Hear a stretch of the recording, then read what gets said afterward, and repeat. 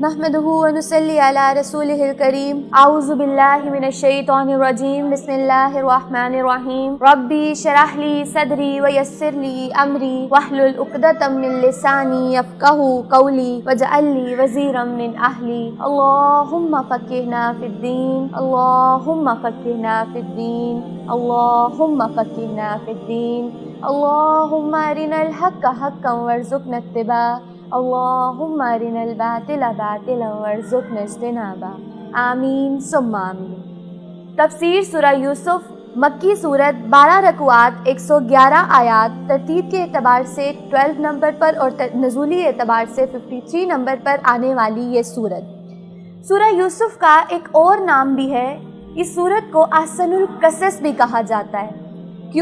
کیونکہ اس پورے کی پوری صورت کے اندر اللہ سبحانہ و تعالیٰ نے اپنے ایک بڑے ہی پیارے بڑے ہی محبوب نبی کا پورا قصہ، پوری رداد، ان کی زندگی کی جو ہیپننگز تھی وہ اللہ سبحانہ و تعالیٰ نے ہمیں صورت کے اندر بتائی ہیں، اور ہمیں پتہ چلتا ہے کہ یہ جو صورت ہے یہ پوری سنگل سٹنگ میں یعنی کہ ایک ہی بار نازل کی گئی ہے۔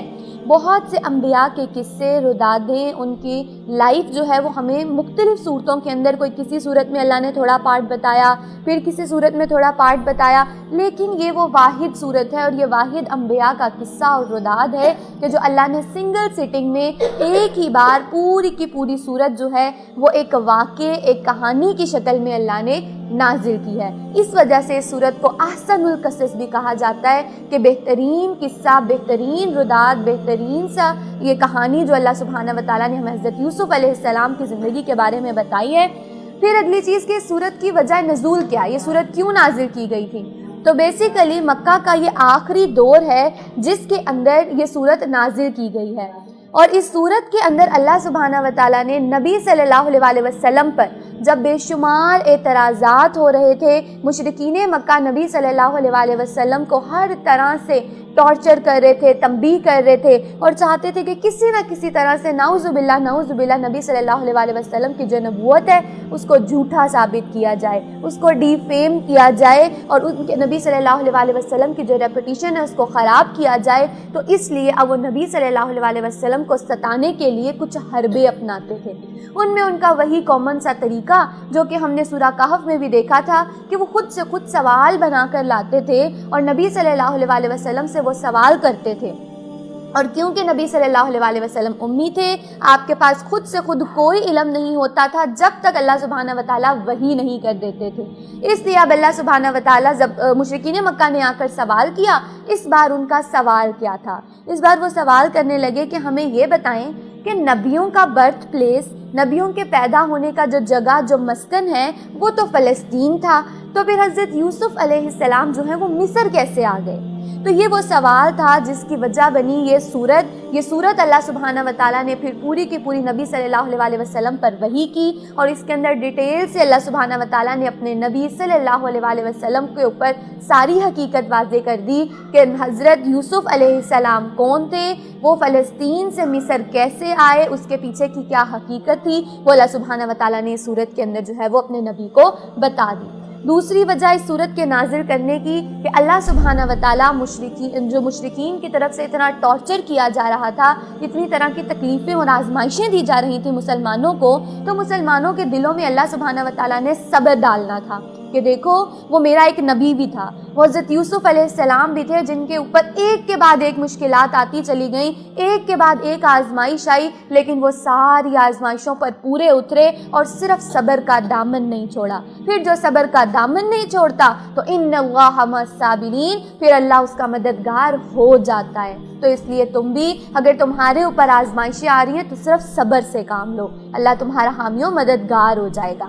تو اب حضرت یوسف علیہ السلام جو ہیں، اگر ان کی زندگی کا میں مختصر سی آپ کو ایک رداد، ایک خلاصہ بتاتی چلوں، تو حضرت یوسف علیہ السلام جو ہیں وہ حضرت یعقوب علیہ السلام کے بیٹے ہیں۔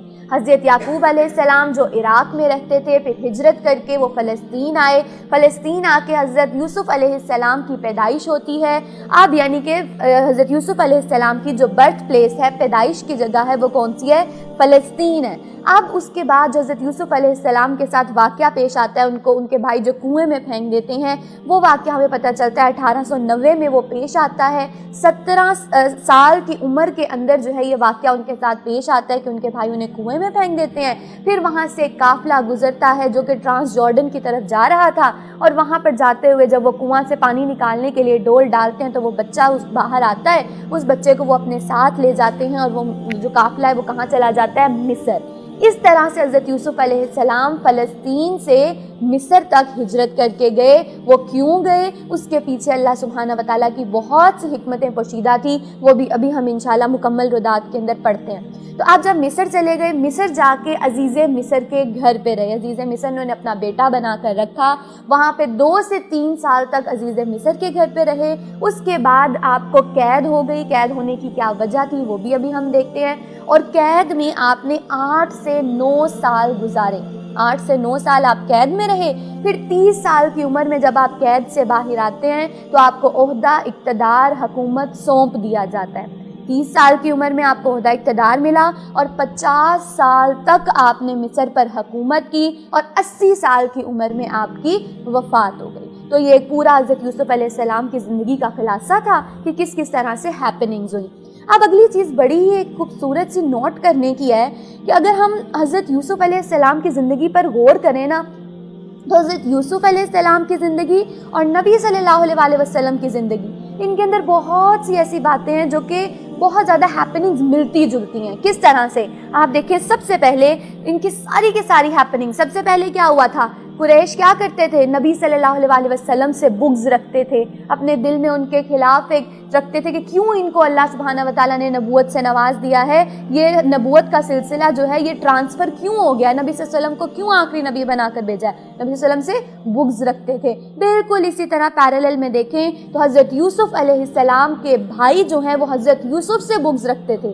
وہ کہتے تھے کہ یہ جو ہمارا بھائی ہے، جو کہ ہمارا سوتیلا بھائی ہے، اس سے ہمارا باپ زیادہ محبت کرتا ہے، زیادہ پیار کرتا ہے، اور ہم سے نہیں کرتا۔ کیا تھا؟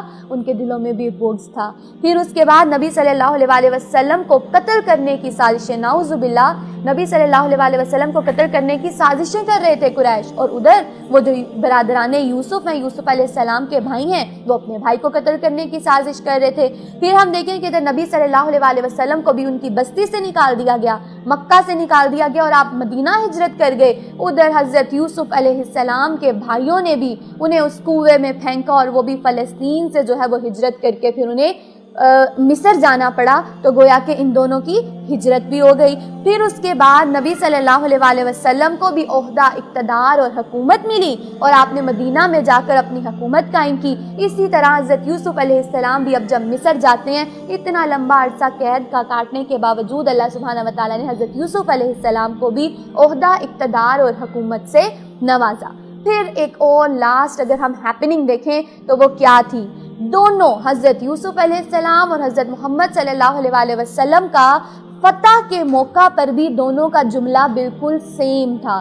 فتح مکہ کے موقع پر نبی صلی اللہ علیہ وسلم نے کیا کہا تھا قریش مکہ کو؟ جاؤ، آج تمہارے اوپر کوئی پکڑ نہیں ہے، آج تم سے کوئی سوال جواب نہیں کیا جائے گا، تم سب کو معاف کیا گیا۔ بالکل اسی طرح حضرت یوسف علیہ السلام کے پاس بھی جب ان کے بھائی آئے تھے اور انہوں نے پہچان لیا تھا کہ ان کو کہ یہ ہمارا وہی بھائی ہے جس کو ہم نے کنویں میں ڈال دیا تھا، لیکن اس کے باوجود حضرت یوسف علیہ السلام نے کوئی بدلہ نہیں لیا، اور وہی الفاظ کہے جو کہ محمد صلی اللہ علیہ وسلم نے بھی فتح مکہ کے موقع پر کہے تھے، اور وہ کیا تھے؟ لا تثریب علیکم اليوم، آج کے دن تمہارے اوپر کوئی پکڑ نہیں ہے، تم سے کوئی جو بات ہے وہ نہیں پوچھی جائے گی، تم سب کو معاف کر دیا۔ تو یہ دونوں انبیاء کی جو لائف کی ہیپننگز ہیں، ہونے والے واقعات ہیں، ان کے اندر بہت زیادہ مطابقت تھی۔ اسی لیے اللہ سبحانہ و تعالیٰ نے یہ صورت نازل کر کے نبی صلی اللہ علیہ وسلم کو حوصلہ دیا کہ دیکھیں ہمارے ایک نبی پہلے بھی ایسے گزر چکے ہیں جن کے ساتھ اس طرح سے تکلیفیں اور آزمائشیں آئیں، اور اب اگر آپ کے اوپر بھی آ رہی ہیں تو آپ کو اور آپ کے صحابہ کو صبر کے ساتھ، استقامت کے ساتھ جمنا ہے، ڈٹنا ہے، پھر اللہ آپ کا حامی و مددگار ضرور ہی ہو جائے گا۔ کیوں؟ کیونکہ جب بھی کوئی ظالم، کوئی جابر حکمران آپ کا کچھ بگاڑنا چاہے وہ نہیں بگاڑ سکتا۔ کیوں؟ کیونکہ ہوتا وہی ہے جو اللہ چاہتا ہے، اور جو اللہ چاہتا ہے پھر اسے کوئی بدلنے والا نہیں ہے، کیونکہ اس کے سوا کوئی ایسی ذات نہیں ہے جو کہ کسی چیز کو کرنے کا جو اختیار رکھتی ہو۔ لیکن اگر آپ کو لگ رہا ہے کہ آپ ابھی بھی صبر استقامت کے ساتھ جمے اور ڈٹے ہوئے ہیں، صرف اللہ پر ہی توکل کیا ہوا ہے، لیکن اس کے باوجود آپ کے اوپر وہ تکلیف، وہ آزمائش ابھی بھی جاری و ساری ہے، تو پھر آپ یہ بھی اپنے ذہن میں خیال رکھ لیں کہ وہ اللہ جو علیم ہے، جو سمیع ہے، جو خبیر ہے، وہ سب کچھ سننے جاننے کے باوجود بھی اگر آپ کو اس تکلیف میں رکھے ہوئے ہیں نا، تو پھر وہ حکیم بھی ہے، وہ اللہ احکم الحاکمین بھی ہے۔ اس کے اس تکلیف اور آزمائش میں رکھنے کے پیچھے کوئی حکمت بھی چھپی ہوئی ہے۔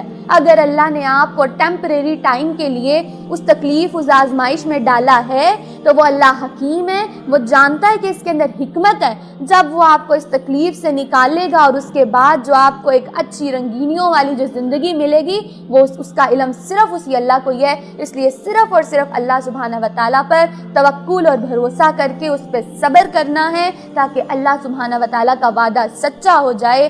اللہ کا وعدہ کیا ہے؟ ان اللہ مع الصابرین، اللہ صبر کرنے والوں کا ساتھ پھر ضرور ہی دیتا ہے۔ تو یہ اس پوری صورت کا لب لباب اور خلاصہ ہے کہ ڈرنا کسی سے نہیں ہے، ڈرنا صرف اور صرف اللہ سبحانہ و تعالیٰ سے ہے۔ اگر کوئی تکلیف، کوئی پریشانی آ رہی ہے آپ کے اوپر تو اللہ سبحانہ و تعالیٰ کو پتہ ہے، اللہ سمیع علیم خبیر ہے، لیکن اگر وہ سب کچھ سننے جاننے خبر رکھنے کے باوجود بھی آپ کے اوپر تکلیف ابھی بھی جاری رکھے ہوئے ہے تو پھر وہ حکیم بھی ہے، وہ اپنی حکمتوں کے ساتھ آپ کی اس آزمائش کو، اس تکلیف کو جو ہے وہ دور بھی کر دے گا۔ اللہ سبحانہ و تعالیٰ ہمیں قرآن کی ہر حکم کی حکمتیں سمجھنے کی توفیق دے تاکہ ان پر عمل پیرا ہونا ہمارے لیے آسان ہو جائے۔ بسم اللہ الرحمن الرحیم۔ الف لام را تلک آیات الکتاب المبین۔ الف لام را، یہ اس کتاب کی آیات ہیں جو اپنا مدعا صاف صاف بیان کرتی ہے۔ ہم نے اسے نازل کیا ہے قرآن بنا کر عربی زبان میں، تاکہ تم اہل عرب اس کو اچھی طرح سے سمجھ سکو۔ اب یہاں پر اللہ سبحانہ و تعالیٰ پہلی دو آیات کے اندر ہی اپنے نبی کا اور اپنے اس کلام قرآن پاک کا ذکر فرما رہے ہیں، اور اللہ کہہ رہا ہے کہ میں نے اس قرآن کو کس زبان میں نازل کیا؟ عربی زبان میں نازل کیا۔ کیوں؟ کیونکہ یہ وہ کتاب تھی جس کے مخاطب عربی تھے، عربیوں پر نازل ہوئی تھی، اس لیے ان کی زبان میں اس کو نازل کیا گیا۔ دوسری وجہ اس کو عربی میں نازل کرنے کی یہ تھی کہ عربی وہ زبان ہے جس کے اندر بہت زیادہ فصاحت و بلاغت ہے۔ یہ وہ زبان ہے جو بہت فصاحت و بلاغت ہے اور اپنے اندر ایک بڑا سا موضوع آسانی سے جذب کر لیتی ہے۔ اتنی بڑی سی بات بھی ہوتی ہے نا، تو اللہ سبحانہ و تعالیٰ عربی میں ایک لائن کے اندر، ایک لفظ کے اندر اتنا بڑا سا مطلب سمو جاتا ہے۔ تو یہ اس زبان کی خاصیت ہے۔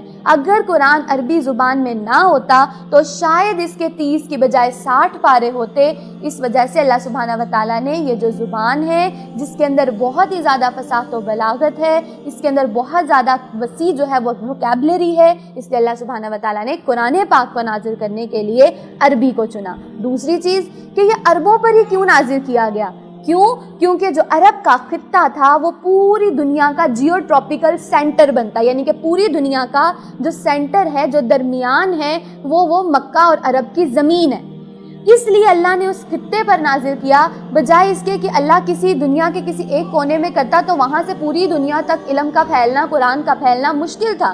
اس لیے اللہ سبحانہ و تعالیٰ نے اس جیو ٹراپیکل سینٹر میں اس قرآن کو اتارا تاکہ وہاں سے اس کا پوری دنیا تک پہنچنا جو ہے وہ آسان ہو جائے۔ اور پھر اگلی چیز کہ یہ عربوں پر اس لیے بھی نازل کیا کیونکہ جو عرب کے لوگ ہوتے ہیں وہ ریگستان میں رہتے ہیں۔ جو ریگستان میں رہنے والے لوگ ہوتے ہیں نا، وہ بہت زیادہ طاقتور ہوتے ہیں، بہت زیادہ جنگجو ہوتے ہیں، اور پھر اللہ نے ان لوگوں کو حافظہ بھی بڑا بلا کا دیا تھا۔ ان کا حافظہ بہت کمال کا تھا، جو چیز ایک بار پڑھ لیتے تھے، سن لیتے تھے، وہ ان کے حافظوں میں مکمل طور پر سیف رہ جاتی تھی۔ آج ہمارے حافظے تو اس طرح کے نہیں ہیں نا، ہمیں کرنے کے بعد اسے بار بار ریپیٹ کرنا پڑتا ہے، ریوائز کرنا پڑتا ہے، لیکن ان کو اللہ نے بڑے بلا کے حافظے دیے ہوئے تھے۔ اس لیے اللہ سبحانہ و تعالیٰ نے اس کتاب کے لیے، اس کتاب کو نازل کرنے کے لیے عربوں کو چنا اور عربوں پر یہ کتاب نازل کی تاکہ اس کے بعد یہ پوری دنیا تک پھیلے گی تو یہ کام جو ہے وہ آسان ہو جائے گا۔ اس کے بعد اللہ سبحانہ و تعالیٰ نے اس کو ایک بار پھر سے کہا کہ یہ قصہ ہے اے محمد صلی اللہ اللہ علیہ وسلم جس کو ہم تمہاری طرف نازل کرتے ہیں. اور یہ کون سا قصہ ہے؟ احسن القصص ہے، بہترین قصہ. اور احسن القصص کہنے کی وجہ کیا ہے وہ میں نے آپ کو بتا دی. کچھ لوگ کہتے ہیں اس کو احسن القصص اس وجہ سے کہا جاتا ہے کیونکہ اس کے اندر حسن کی رداد ہے. لیکن آپ پوری اس سورت کی تفسیر کے اندر بھی نوٹ کریں گے کہ کہیں پر بھی اللہ سبحانہ و تعالیٰ نے یوسف علیہ السلام کے حسن کا تذکرہ ڈائریکٹلی نہیں کیا.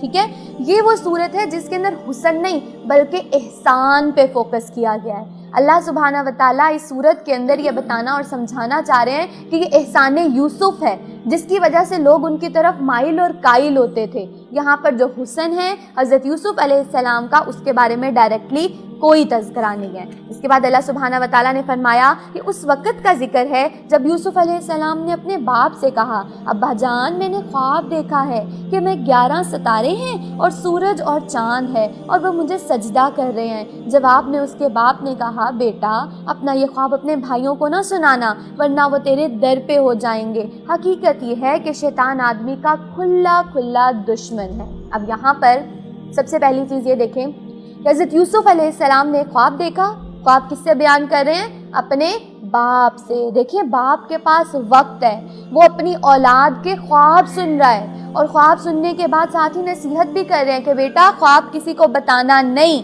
اور خواب کیوں نہیں بتانے؟ کیونکہ ہمیں پتہ چلتا ہے کہ نبی صلی اللہ علیہ وسلم نے بھی فرمایا کہ خواب برحق ہے. خواب 3 طرح کے ہوتے ہیں بیسیکلی. ایک ہوتا ہے حدیث دل، یعنی کہ جو ہم دن بھر کام کر رہے ہوتے ہیں، جو سوچ رہے ہوتے ہیں، وہی چیزیں ہمیں رات کو خواب میں نظر آتی ہیں. دوسری چیز ہوتی ہے شیطان کی طرف سے وسوسہ. خواب میں شیطان ہمارے خواب کے اندر کوئی وسوسہ ڈالتا ہے یا کوئی بہت زیادہ ڈرونی چیز نظر آتی ہے یا ایسے جیسے آپ کو کسی بہت زیادہ اونچائی سے گرایا جا رہا ہو. یہ سب کچھ کیا ہے؟ یہ صرف شیطان کا وسوسہ ہے، اس کے پیچھے کوئی حقیقت کوئی کچھ نہیں ہے. اور تیسری طرح کی خواب ہوتی ہے جو سچا خواب ہوتا ہے جس کے ذریعے اللہ سبحانہ و تعالیٰ وحی کے جو احکامات ہیں وہ نازل کرتے ہیں. تو یہ 3 طرح کے طریقے ہیں. نبی صلی اللہ علیہ وسلم نے فرمایا کہ کسی شخص کے سچا ہونے کے لیے یہ کافی ہے کہ اس کا خواب سچا ہو. لیکن یہ جو خواب ہے یہ اب کس کو بتایا جائے گا، کس کو نہیں بتایا جائے گا، کس کا خواب سچا ہے، کس کا خواب سچا نہیں ہے، اس کی بھی ہمیں نبی صلی اللہ علیہ وسلم نے ڈیٹیل بتا دی کہ دیکھو جب تم میں سے کوئی خواب دیکھے تو اس کو دوسروں سے بیان نہ کرے. جب بھی تم میں سے کوئی خواب دیکھے تو اسے کسی دوسرے کو نہ بتائے، کیونکہ جب تم اپنے کسی بہت قریبی کو بھی اگر تم خواب بتاؤ گے، اگر اس کی حقیقت وہ برا خواب ہوا تو پھر ویسا ہی ہو جاتا ہے. اس وجہ سے تم اپنے کسی قریبی کو بھی اس خواب کو بتانے سے گریز کرو. اور پھر اس کے بعد ایک اور چیز نبی صلی اللہ علیہ وسلم نے فرمائی کہ اگر کسی نے خواب میں مجھے دیکھا تو پھر گویا کہ اس نے مجھے ہی دیکھا. کچھ لوگ کہتے ہیں نا کہ اگر نبی صلی اللہ علیہ وسلم کو خواب میں دیکھا تو نہیں، ایسا ممکن نہیں ہے. لیکن اللہ سبحانہ و تعالیٰ یہاں پر کہہ رہے ہیں کہ ہاں اگر نبی صلی اللہ علیہ وسلم نے خود کہا کہ اگر کسی نے مجھے خواب میں دیکھا تو ہاں واقعی اس نے مجھے ہی دیکھا. لیکن یہ تصور اس کے ساتھ جوڑ لینا کہ جس نے نبی صلی اللہ علیہ وسلم کو خواب میں دیکھا تو اس کی بخشش کا معاملہ ہو جائے گا، اس کے سارے گناہ بخش دیے جائیں گے، ایسا کوئی تصور نہیں ہے. اگر ایسا تصور ہوتا تو وہ جو ابو لہب تھا، وہ ابو لہب جس نے نبی صلی اللہ علیہ وسلم کو حیات طیبہ میں آپ کی زندگی میں چلتے پھرتے اپنے سامنے سب کچھ کرتے ہوئے دیکھا، کیا اس کو دیکھنے سے ایمان نصیب نہ ہوا؟ کیا اس کو دیکھنے سے اس کے گناہ نہ بخشنے کا ذریعہ بنے؟ تو نبی صلی اللہ علیہ وسلم کو خواب میں دیکھنا یہ برحق ہے، آ سکتا ہے نظر، کیونکہ نبی صلی اللہ علیہ وسلم کی پہچان کہ آپ کا حلیہ کس طرح سے تھا، آپ کے بال مبارک، آپ کا ہر حلیہ جو ہے نا وہ ہمیں حدیث سے مکمل ڈیٹیل سے پتہ چلتا ہے. تو اگر کوئی خواب میں آپ کو دیکھ رہا ہے تو وہ ٹھیک ہے، وہ اوکے ہے، لیکن اس کے ساتھ یہ چیز جوڑ لینا کہ اس سے اب آپ کے گناہ بخش دیے جائیں گے تو یہ سراسر غلط بات ہے. ایسا کچھ بھی تصور نہیں ہے. اگلی بات آتی ہے کہ اگر آپ نے کوئی خواب دیکھی ہے، اب آپ اس کی حقیقت جاننا چاہ رہے ہو، اس کی تعبیر جاننا چاہ رہے ہو، تو اس کی تعبیر کا جو علم ہے وہ اللہ نے کسی کو نہیں دیا. صرف اور صرف اللہ سبحانہ و تعالیٰ نے اس دنیا میں 3 لوگوں کو جو ہے وہ خواب کی تعبیر کا علم دیا تھا. اور وہ 3 لوگ کون تھے؟ اس کے اندر حضرت یوسف علیہ السلام کے والد حضرت یعقوب علیہ السلام، دوسرے نمبر پہ حضرت یوسف علیہ السلام، اور تیسرے نمبر پہ حضرت محمد صلی اللہ علیہ وسلم. صرف یہ وہ 3 انبیاء تھے جن کو اللہ سبحانہ و تعالیٰ نے خواب کی جو تعبیر ہے اس کا علم دیا تھا، علم الرؤیا دیا ہوا تھا. اس کے علاوہ اگر کوئی تعبیر بتاتا ہے تو وہ اپنے صرف تجربے کی بنیاد پر ہی بتائے گا، اللہ کی طرف سے کوئی علم اور تعبیر جو ہے اس کی طرف نہیں اتاری گئی. اور ایسا ہی ہوگا جیسا تو نے خواب میں دیکھا ہے کہ تیرا رب تجھے اپنے کام کے لیے منتخب کرے گا اور تجھے باتوں کی تہ تک پہنچنا سکھائے گا اور تیرے اوپر اور آل یعقوب پر اپنی نعمت اسی طرح پوری کرے گا جس طرح اس سے پہلے وہ تیرے بزرگوں ابراہیم علیہ السلام، اسحاق علیہ السلام پر کر چکا ہے۔ یقیناً تیرا رب علیم اور حکیم ہے۔ اب آپ یہاں پر رک کر یہ دیکھیں کہ حضرت یعقوب علیہ السلام کتنے بہترین طریقے سے اپنے بچوں کو پال رہے ہیں، اپنے بیٹے کی تربیت کر رہے ہیں۔ کتنی سکسیسفل پیرنٹنگ کا ہمیں نمونہ نظر آ رہا ہے کہ حضرت یعقوب علیہ السلام جو ہیں وہ اپنے بیٹے کے لیے اویلیبل ہیں، ان کے لیے میسر ہیں، ان کی بات کو سن رہے ہیں، ان کا خواب سن رہے ہیں، خواب سننے کے بعد ان کو تعبیر بھی بتا رہے ہیں۔ گویا کہ والدین اپنے بچوں کو وقت دے رہے ہیں، ان کے لیے میسر ہیں، ان کی انجوائمنٹ، ان کی تفریح کا باعث بھی بن رہے ہیں، ان کی تعلیم و تربیت کا باعث بھی بن رہے ہیں، ان کو اللہ سبحانہ و تعالیٰ کی پہچان بھی کروا رہے ہیں۔ پہلے کہا کہ بیٹا وہ خواب کسی کو بتانا مت، کیوں نہ بتانا، اس کی وجہ بھی بتا دی۔ پھر اس کے بعد اب کہا کہ دیکھو بیٹا وہ اللہ ہے نا، وہی علیم ہے، وہی حکیم ہے۔ آپ دیکھیں کتنے خوبصورت انداز سے اپنی اولاد کو اللہ سبحانہ و تعالیٰ کا تعارف کروایا جا رہا ہے۔ اور کیسے؟ اسپیشل بیٹھ کے لیکچر دے کے نہیں، باتوں باتوں میں، چلتے پھرتے باتوں باتوں میں اپنی اولاد کو اللہ سبحانہ و تعالیٰ کا تعارف کروایا جا رہا ہے۔ اور آپ کو پتہ ہے یہ بہترین طریقہ ہے، یہ سب سے بہترین، سب سے سکسیسفل پیرنٹنگ ہے کہ اپنی اولاد کو چلتے پھرتے باتوں باتوں میں رب کا تعارف کروایا جائے، رب کی پہچان کروائی جائے۔ کیونکہ آج کل کی جو جنریشن اور آج کل کی اولادیں، اگر انہیں بیٹھ کر پراپر درس و تدریس کی جائے اور انہیں بتایا جائے تو وہ کہتے ہیں اماں پھر سے شروع ہو گئی، وہ نہیں سنتے ہیں۔ آج کل کی سکسیسفل پیرنٹنگ کا طریقہ بھی یہی ہے کہ انہیں چلتے پھرتے ہر بات میں بتایا گیا ہے، اچھا بچہ آپ نے کھانا کھایا ہے، یہ کیا ہے، یہ رزق کس نے دیا ہے، یہ اللہ نے دیا ہے، اللہ کا شکر ادا کرنا ہے ہمیں۔ کوئی بھی ہیپننگ ہو گئی ہے، اللہ علیم ہے، اللہ حکیم ہے، وہ جانتا تھا، اگر یہ کام ہو گیا ہے کوئی بات نہیں، اللہ کی مرضی تھی اس کے اندر۔ یہ کیا ہے؟ یہ چھوٹی چھوٹی چیزیں ہیں جو اولاد کے اندر انڈائریکٹلی اللہ کا تعارف کروا رہے ہوتے ہیں۔ اللہ سبحانہ و تعالیٰ ہمیں بھی حکمت کے ساتھ جو ہے، محبت کے ساتھ جو ہے اپنی اولاد کو رب کا تعارف کروانے کی توفیق دے۔ اور پھر صرف رب اولاد کوئی نہیں، عام لوگوں کو بھی ایسے کوئی درس و تدریس چل رہی ہے نا، اس کے اندر بھی کوئی ذکر کی محفل ہے، کوئی ویسے گھر کی محفل ہے، اس کے اندر بھی بیٹھے ہوئے اسی طرح باتوں باتوں میں جو ہے وہ رب کا تعارف جو ہے اس کو کروانا ہمارے لیے آسان بنا دے۔ حقیقت یہ ہے کہ یوسف علیہ السلام اور اس کے بھائیوں کا قصہ ان پوچھنے والوں کے لیے بڑی نشانیاں ہیں۔ یہ قصہ یوں شروع ہوتا ہے کہ اس کے بھائیوں نے آپس میں کہا، اب یہاں پر آپ نے بھائیوں کا جو رویہ ہے، جو اس کا کریکٹر ہے، اس کو بڑے غور سے سننا ہے۔ ہمیں ان کے بھائیوں کا رویہ پتہ چل رہا ہے۔ کیا پتہ چل رہا ہے؟ بھائیوں نے آپس میں کیا کہا؟ یہ یوسف علیہ السلام اور اس کا بھائی دونوں ہمارے والد کو ہم سے زیادہ محبوب ہیں۔ اب یہ وہ حسد تھا، یہ وہ بغض تھا جو ان بھائیوں کے دلوں میں آ گیا کہ ہمارا یوسف علیہ السلام اور اس کا جو بھائی ہے، جو کہ ایک ماں سے تھے اور باقی سارے بھائی دوسری ماں سے تھے، اب ان کے دل کے اندر یہ بغض آ گیا کہ حضرت یوسف اور اس کا جو بھائی ہے اس سے ہمارا باپ جو ہے وہ زیادہ محبت کرتا ہے، زیادہ پیار کرتا ہے اور ہم سے کچھ کم کرتا ہے۔ بس یہی وہ بات تھی، یہی وہ غرور تکبر کا رویہ تھا، یہی وہ بغض تھا، یہی وہ حسد تھا جو کہ ان کے اندر آ گیا۔ اور یہی وہ وجہ تھی جس کے اوپر وہ اتنا بڑا کام کرنے کے لیے بھی جو ہے وہ تیار ہو گئے تھے۔ کیا کہنے لگے؟ ہم تو ایک پورا جتھا ہیں۔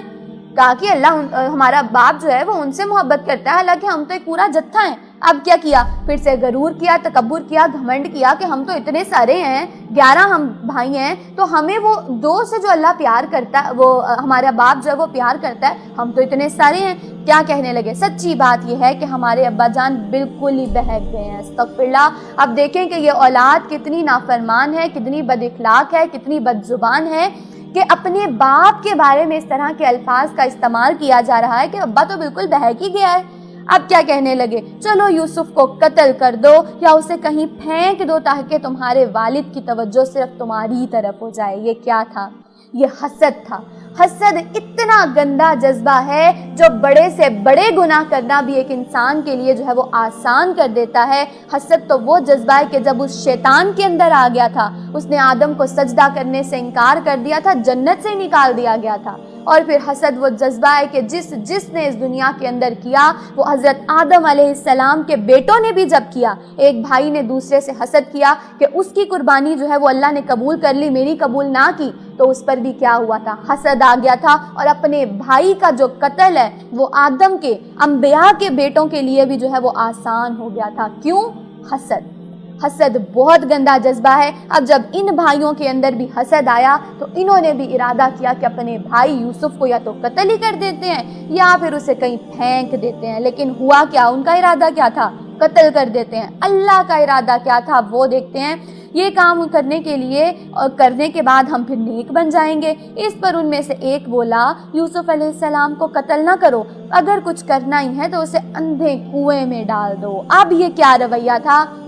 بالکل آغاز میں نے بتایا, ہوتا وہی ہے جو اللہ چاہتا ہے. جو اللہ چاہتا ہے پھر وہ کر کے رہتا ہے. بھائیوں نے تو ارادہ کیا تھا کہ اسے قتل کر دیتے ہیں, لیکن ان میں سے ایک بھائی کے دل میں اللہ نے بات ڈالی کہ اس کو قتل کرنے کی بجائے ہم ایسا کرتے ہیں کہ اس کو کنویں میں پھینک دیتے ہیں, ایک اندھیرے کنویں میں. تو اللہ سبحانہ و تعالیٰ نے تو اپنے نبی کو بچانا تھا نا, اس بچے کو بچانا تھا نا, اس لیے اللہ سبحانہ و تعالیٰ نے یہ پوری کی پوری ترغیب لگائی. اور کیونکہ اللہ ہوتا وہی ہے جو اللہ چاہتا ہے تو ان بھائیوں نے ایسا ہی کیا, قتل کرنے کی بجائے اب ان کو کنویں میں ڈالنے کا ارادہ کر لیا. اب یہاں پر ایک لفظ استعمال ہوا ہے, اندھے کنویں میں ڈال دیں. اندھا کنواں کون سا ہوتا ہے؟ وہ کنواں ہوتا ہے جو کافی ٹائم سے استعمال میں نہ رہا ہو, کافی ٹائم سے وہ استعمال میں نہیں ہوتا. اور یہ وہ کنواں ہوتا ہے جس کے جو کنارے ہیں نا وہ نہیں ہوتے, مطلب اس کا کنارے نہیں ہوتے, یہ ڈائریکٹلی زمین کے ساتھ ایسے برابر جاتے ہی نیچے چلا جاتا ہے. اب انہوں نے اندھے کنویں کا انتخاب کیوں کیا؟ دو وجوہات. ایک تو اس وجہ سے کہ وہ 17 سال کا بچہ, وہ کوئی چھوٹا سا بچہ نہیں تھا جس کو اٹھا کر کنویں میں ڈال دیتے. وہ 17 سال کے بچے کو جو دھکا دینا تھا, اس لیے باؤنڈری والے کنویں کا انتخاب نہیں کیا گیا بلکہ اس کنویں کا انتخاب کیا گیا جس کے باہر کوئی باؤنڈری نہیں ہے. دوسری چیز کہ وہ اندھا کنواں ہے, استعمال نہیں ہوتا ہے, نہ وہاں کوئی آئے گا نہ دیکھے گا کہ اس کے اندر بچہ ہے, نہ اس کو کوئی نکالے گا, نہ اس کی زندگی بچ پائے گی اور وہ وہیں پر ہی مر جائے گا. تو یہ وجہ تھی جس کے لیے انہوں نے اندھے کنویں کا انتخاب کیا. لیکن ہوتا وہی ہے جو اللہ چاہتا ہے. اللہ پھر اس کو بچانے کے اسباب بھی خود بخود ہی پیدا کر دیتا ہے. اب ہوا کیا؟ جب انہوں نے اندھے کنویں میں ڈالنے کا ارادہ کیا اور یہ سوچا کہ کوئی قافلہ آئے گا اور اس کو نکال کر لے جائے گا, اس قرارداد پر انہوں نے جا کر اپنے باپ سے کہا, ابا جان کیا بات ہے, آپ یوسف کے معاملے میں ہم پر بھروسہ کیوں نہیں کرتے, حالانکہ ہم تو اس کے سچے خیر خواہ ہیں, کل اسے ہمارے ساتھ بھیج دیجئے, کچھ چر چگ لے گا اور کھیل کود بھی لے گا, دل بہلائے گا, ہم اس کی حفاظت کو موجود ہی تو ہیں. باپ نے کہا, تمہارا اسے لے جانا مجھے شاک گزرتا ہے اور مجھ کو اندیشہ ہے کہ کہیں اسے بھیڑ نہ پھاڑ کر کھا جائے جبکہ تم اس سے غافل ہو جاؤ. اب ہوا کیا؟ اب حضرت یوسف علیہ السلام کے جو والد ہیں وہ جانتے تھے کہ ان کے بھائی جو ہیں وہ ان سے تھوڑا سا بغض رکھتے ہیں, حسد رکھتے ہیں, اس لیے وہ اپنے بھائیوں کے ساتھ حضرت یوسف جو کہ چھوٹے تھے ان کو جانے کی اجازت نہیں دیتے تھے. لیکن اب وہ بھائی کہنے لگے کہ دیکھیں اب باپ ہم پر بھروسہ ہی نہیں کرتے ہیں, ہمارے بھائی کو ہمارے ساتھ بھیجیں, وہ وہاں پہ کھیلے گا, کھائے پیے گا, انجوائے کر کے آئے گا, آپ اسے کل ہمارے ساتھ بھیج دینا. باپ ہے نا کچھ پریشان ہوا, کہنے لگا ایسا نہ ہو کہ تم وہاں پر جا کر ایسا نہ ہو کہ تم سب بھائی وہاں پہ جا کر بالکل ہی غافل ہو جاؤ, تمہیں یوسف کی خبر ہی نہ رہے اور وہاں کوئی بھیڑیا آئے اور وہ کہیں یوسف کو کھا نہ جائے. اب باپ تھا نا, باپ کے دل میں ایک ڈر تھا. کیا یہ ان کو کوئی غیب کا علم تھا؟ نہیں, ان کے پاس کوئی غیب کا علم نہیں تھا, کیونکہ اللہ نے کسی کو غیب کا علم نہیں دیا. علام الغیوب صرف اور صرف اللہ ہے, صرف اللہ کے پاس غیب کی خبریں ہیں. یہاں پر جو انہوں نے ایسی معاملہ فہمی کے ساتھ جو پریڈکشن کی وہ اس وجہ سے تھا کیونکہ یہ باپ تھے, باپ اپنے بیٹوں کے بارے میں زیادہ بہتر جانتے تھے. تو یہ انہوں نے پوری کی پوری سچویشن کو معاملہ فہمی کے ساتھ پریڈکٹ کر کے بتایا. ان کی اپنی سمجھداری اور عقل مندی کی وجہ سے انہوں نے ایسا کیا اور ان کے رویوں کو جانچتے ہوئے ایسا کہا کہ ہو سکتا ہے کہ اسے بھیڑیا کھا جائے. اب ہوا کیا؟ اب انہوں نے جواب دیا, اگر ہمارے ہوتے اسے بھیڑیے نے کھا لیا یہ کیسی بات ہوئی, ہم تو ایک جتھا ہیں. ایک بار پھر سے بھائی کہنے لگے, ہمارے ہوتے کیسے اسے بھیڑیا کھا لے گا, ہم تو ایک جتھا ہیں. پھر سے اپنے جتھے ہونے پہ غرور ہے, تکبر ہے کہ ہم تو اتنے سارے لوگ ہیں.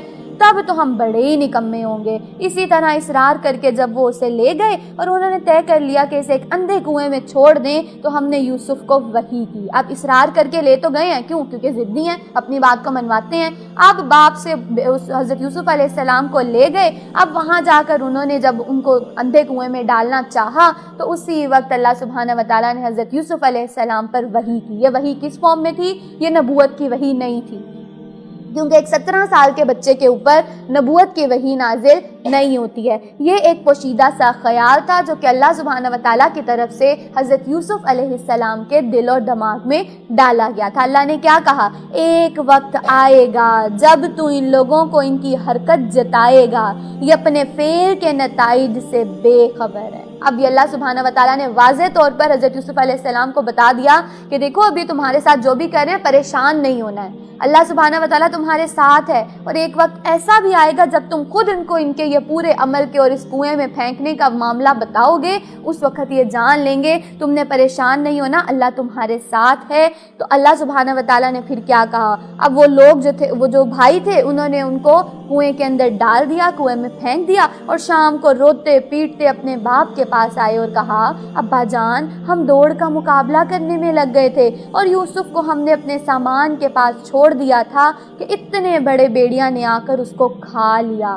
آپ ہماری بات کا یقین نہ کریں گے چاہے ہم سچے ہی کیوں نہ ہو۔ سچے تو وہ تھے نہیں، ان کے باپ کو تو پہلے ہی پتا تھا، لیکن اب یہ اتنے نکمے ہیں کہ انہیں بہانہ بھی کوئی اور نہ ملا، ان کو کچھ اور کہنے کے لیے انہوں نے اپنا دماغ بھی نہ چلایا، بلکہ وہی بات ایز اٹ از آ کر کہہ دی کہ جو باپ نے پہلے پریڈکشن کر دی تھی کہ کہیں بھیڑیا نہ کھا جائے، وہی آ کر بہانہ لگا دیا کہ ابا جان وہ جو بھائی ہمارا جو یوسف تھا، ہم تو کھیل میں لگے ہوئے تھے، ہم تو دوڑ کا مقابلہ کر رہے تھے، وہ پیچھے اکیلا تھا، بھیڑیا آیا اور اس کو کھا گیا۔ یعنی کہ انہوں نے خود سے خود بھی نہیں معاملہ کرنا چاہا اور وہی بات دہرا دی جو باپ نے پہلے پریڈکشن کی تھی۔ پھر کیا ہوا؟ وہ یوسف علیہ السلام کی قمیص پر جھوٹ موٹ کا خون لگا کر لے آئے۔ یہ سن کر ان کے باپ نے کہا بلکہ تمہارے نفس نے تمہارے لیے اس کام کو بڑا آسان کر دیا۔ اب سب سے پہلی چیز یہ دیکھیں، قمیص پر خون لگا کر لے آئے۔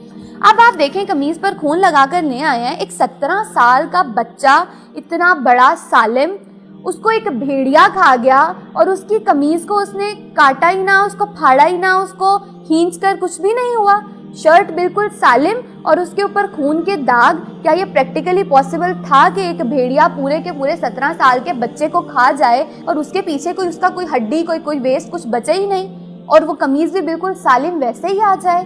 تو یہ پریکٹیکلی پاسبل نہیں تھا، لیکن کیا تھا؟ شیطان نے مت ماری ہوئی تھی۔ انہیں اس وقت کوئی سمجھ ہی نہیں آئی، ان کو جیسے جیسے ثبوت ملے انہوں نے لا کر باپ کے سامنے رکھ دیے۔ اب باپ کیا کہہ رہا ہے؟ باپ کہہ رہا ہے بلکہ تمہارے نفس نے تمہارے لیے اس کام کو آسان بنا دیا۔ اب باپ ہے، اب پریشان ہے، کیا کہہ رہا ہے؟ فصبر جمیل، صبر ہی اچھا ہے۔ شیطان نے تمہارے لیے اس کام کو آسان بنا دیا، لیکن میں کیا کروں گا؟ فصبر جمیل، میں صرف صبر ہی کروں گا۔ کیوں صبر کریں گے؟ ایک طرف وہ بچہ ہے جو کہ قتل کر دیا گیا، وہ بھی اسی باپ کا ہے، اور دوسری طرف وہ 11 بھائی وہ مقتول ہیں جو کہ اپنے بھائی کا قتل کر کے آئے ہیں، وہ ان کا بھی باپ ہے۔ اب وہ باپ ہے، نہ وہ قاتل کو کچھ کہہ سکتا ہے، نہ مقتول کو کچھ کہہ سکتا ہے، وہ صرف اور صرف صبر ہی تو کر سکتا ہے۔ فصبر جمیل کہتے ہیں بس صبر ہی اچھا ہے، میں تو صبر ہی کروں گا، نہ کوئی ڈانٹ، نہ ڈپٹ، نہ غصہ، کوئی رویہ اختیار نہیں کرتے ہیں، بلکہ اپنی اولاد کی جو ہے وہ تربیت کر رہے ہیں۔ تربیت کے نمونے ہمیں نظر میں آ رہے ہیں کہ کس طرح سے انہوں نے صبر کا ساتھ دیا، نہ ڈانٹا نہ جھپٹا، بلکہ ٹوٹل تحمل ہے، ٹالرنس ہے، معاملہ فہمی کے ساتھ صرف اگنور کیا جا رہا ہے۔ یہ ہے سکسیسفل پیرنٹنگ۔ اگر بچوں سے قصور ہو جائے تو اس کو بار بار دہرانے، ان کو جتانے کی بجائے، ان کو ٹیز کرنے کی بجائے صرف صبر، خاموشی، معاملہ فہمی، تحمل، خود سے خود بچوں کو ریئلائز ہو جاتا ہے کہ انہوں نے یہ غلطی کی ہے۔ پھر اب کیا ہوا؟ ادھر ایک قافلہ آیا اور اس نے اپنے سکے کو پانی لانے کے لیے بھیجا۔ سکے نے جو کنویں میں ڈول ڈالا تو یوسف علیہ السلام کو دیکھ کر پکار اٹھا۔ اب یہ کیا تھا؟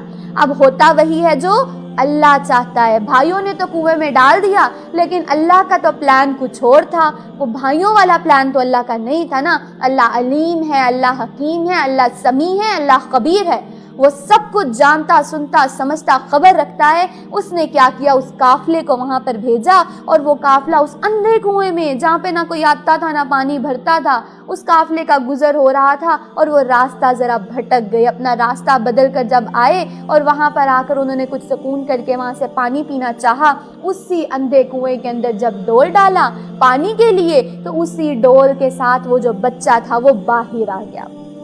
اور جب قافلے والوں نے دیکھا کہ پانی کے لیے ڈول ڈالا، اندر سے ایک نوجوان بالکل بچہ جو ہے، جو کہ نوجوان ہے، خوبصورت ہے، وہ نکل آیا، اب وہ کیا کہنے لگے، مبارک ہو، سکا کیا پکار اٹھا، مبارک ہو، یہاں تو ایک لڑکا ہے۔ ابھی انہوں نے کیوں کہا تھا؟ انہوں نے اس وجہ سے کہا تھا کیونکہ اس دور میں غلاموں کو خریدا اور بیچا جاتا تھا، تو اب یہ تو گویا ان کے ہاتھ بہت بڑا سا جو ہے وہ مال لگ گیا، وہ ایک لڑکا ملا ہے، جوان ہے، اس کو بیچیں گے جا کر اس کی کوئی قیمت ملے گی، تو اس لیے انہوں نے کہا مبارک ہو، یہ تو لڑکا ہے، اور وہ بھی پھر لڑکی نہیں، لڑکا ہے، لڑکے کی قیمت جو ہے وہ بھی زیادہ لگے گی کیونکہ وہ ان کے کام آئے گا، آگے غلام بنا لیا جائے گا۔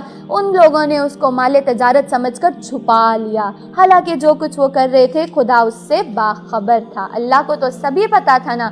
آخر کار انہوں نے اس کو تھوڑی سی قیمت پر چند درہموں کے عوض بیچ ڈالا، اور وہ اس کی قیمت کے معاملے میں کچھ زیادہ کے امیدوار نہ تھے۔ ہمیں پتہ چلتا ہے کہ جب وہ قافلہ جو ہے وہ اس لڑکے کو لے کر اپنے ساتھ مصر چلا گیا، وہاں پر جا کر انہوں نے حضرت یوسف علیہ السلام کو چند درہموں 20 درہم کے اندر جو ہے وہ انہیں بیچ دیا۔ یہ کیا تھا؟ یہ ناقدری تھی، یہ اس بیٹے کی ناقدری تھی، یہ اس انسان کی ناقدری تھی جو کہ اپنے باپ کا اتنا لاڈلا لاڈوں سے گھر پر پلا ہوا، اب اس کو پہلے بھائیوں نے جو ہے وہ کنویں میں ڈال دیا، اب جب اس کو غلاموں کی منڈی میں لایا گیا وہاں پر چند 20 درہموں کے عوض بیچ دیا گیا، یہ اس کی قیمت تھی۔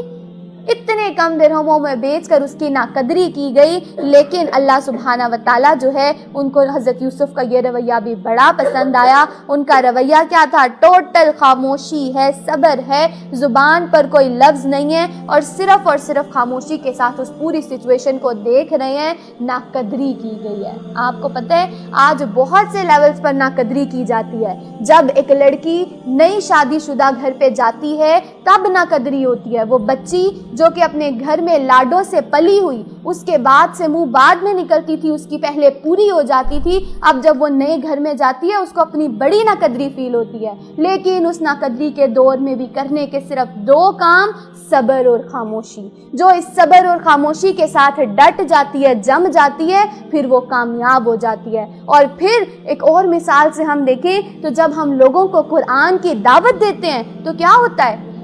ناقدری ہی تو ہوتی ہے، لوگ ناقدری ہی تو کرتے ہیں۔ جب قرآن کی دعوت، قرآن کی محفلوں کا سجایا جاتا ہے، لوگ ناقدری کرتے ہیں، اس محفل میں آتے نہیں ہیں، اگر سن کر وہاں سے چلے جاتے ہیں تو پھر اس کے اوپر ریئیکٹ اور رسپونڈ کرتے ہیں، اور کچھ دنوں کے بعد اس محفل کو چھوڑ کر چلے جاتے ہیں۔ یہ کیا اس قرآن کی ناقدری نہیں ہے؟ تو ہر لیول پر جو ہے وہ ناقدری ہوتی ہے، لیکن اس ناقدری کے لیول میں اپنے آپ کو صرف یہ کہہ کر بیٹھ جانا کہ اب میں دوبارہ اس تعلیم کی قرآن کی دعوت کے لیے نہیں نکلوں گی، میں لوگوں کو نہیں بتاؤں گی، کیا یہ طریقہ اپنایا جائے گا؟ نہیں۔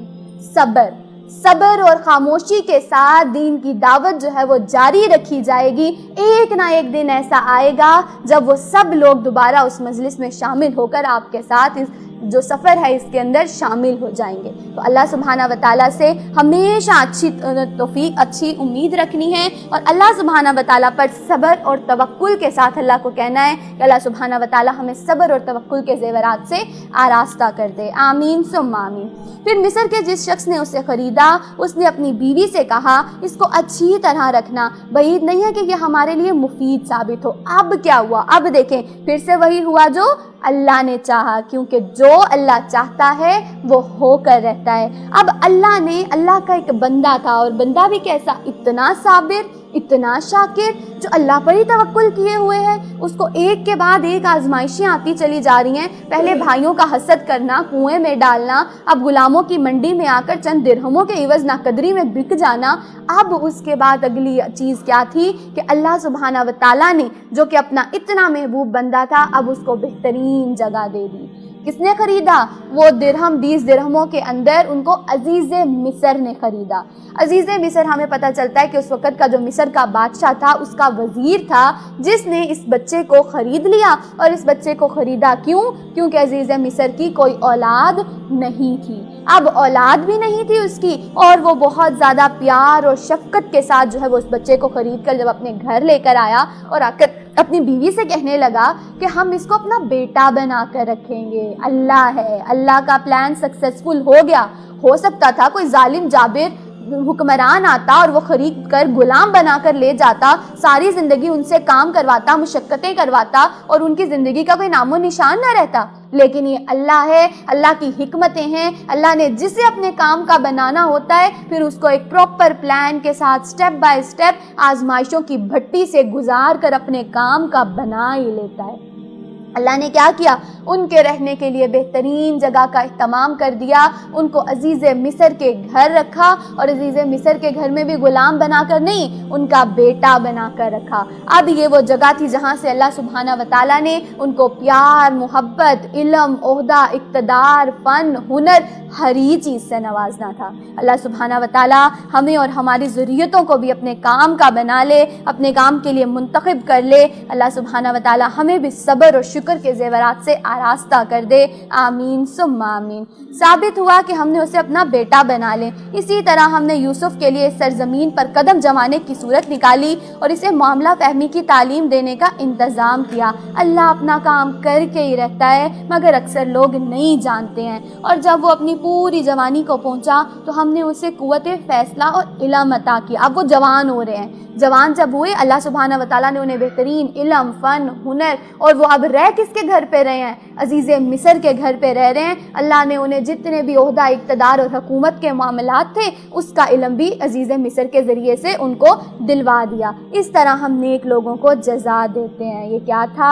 اللہ نے اب انہیں نبوت سے بھی نوازنا تھا، ان کو اللہ نے حکمت بھی سکھا دی، خوابوں کی تعبیر بھی سکھا دی، اور یہ سارا کچھ سکھانے کے بعد اب ان کی اگلی آزمائش، اللہ نے ایک آزمائش سے نکالا، اچھا گھر دیا، علم، فن، حکومت، اقتدار سب کچھ دینے کے بعد اب اللہ سبحانہ وتعالیٰ کی طرف سے اگلی آزمائش آتی ہے۔ اب کیا ہوتا ہے؟ جب جس عورت کے گھر میں وہ تھا وہ اس پر ڈورے ڈالنے لگی اور ایک روز دروازہ بند کر کے بولی آ جا۔ یوسف علیہ السلام نے کہا خدا کی پناہ۔ اب اگلی آزمائش ایک نیک انسان کے اوپر اب ایک نئی آزمائش تھی کہ وہ عورت جس کے گھر پہ رہ رہی تھی، کون؟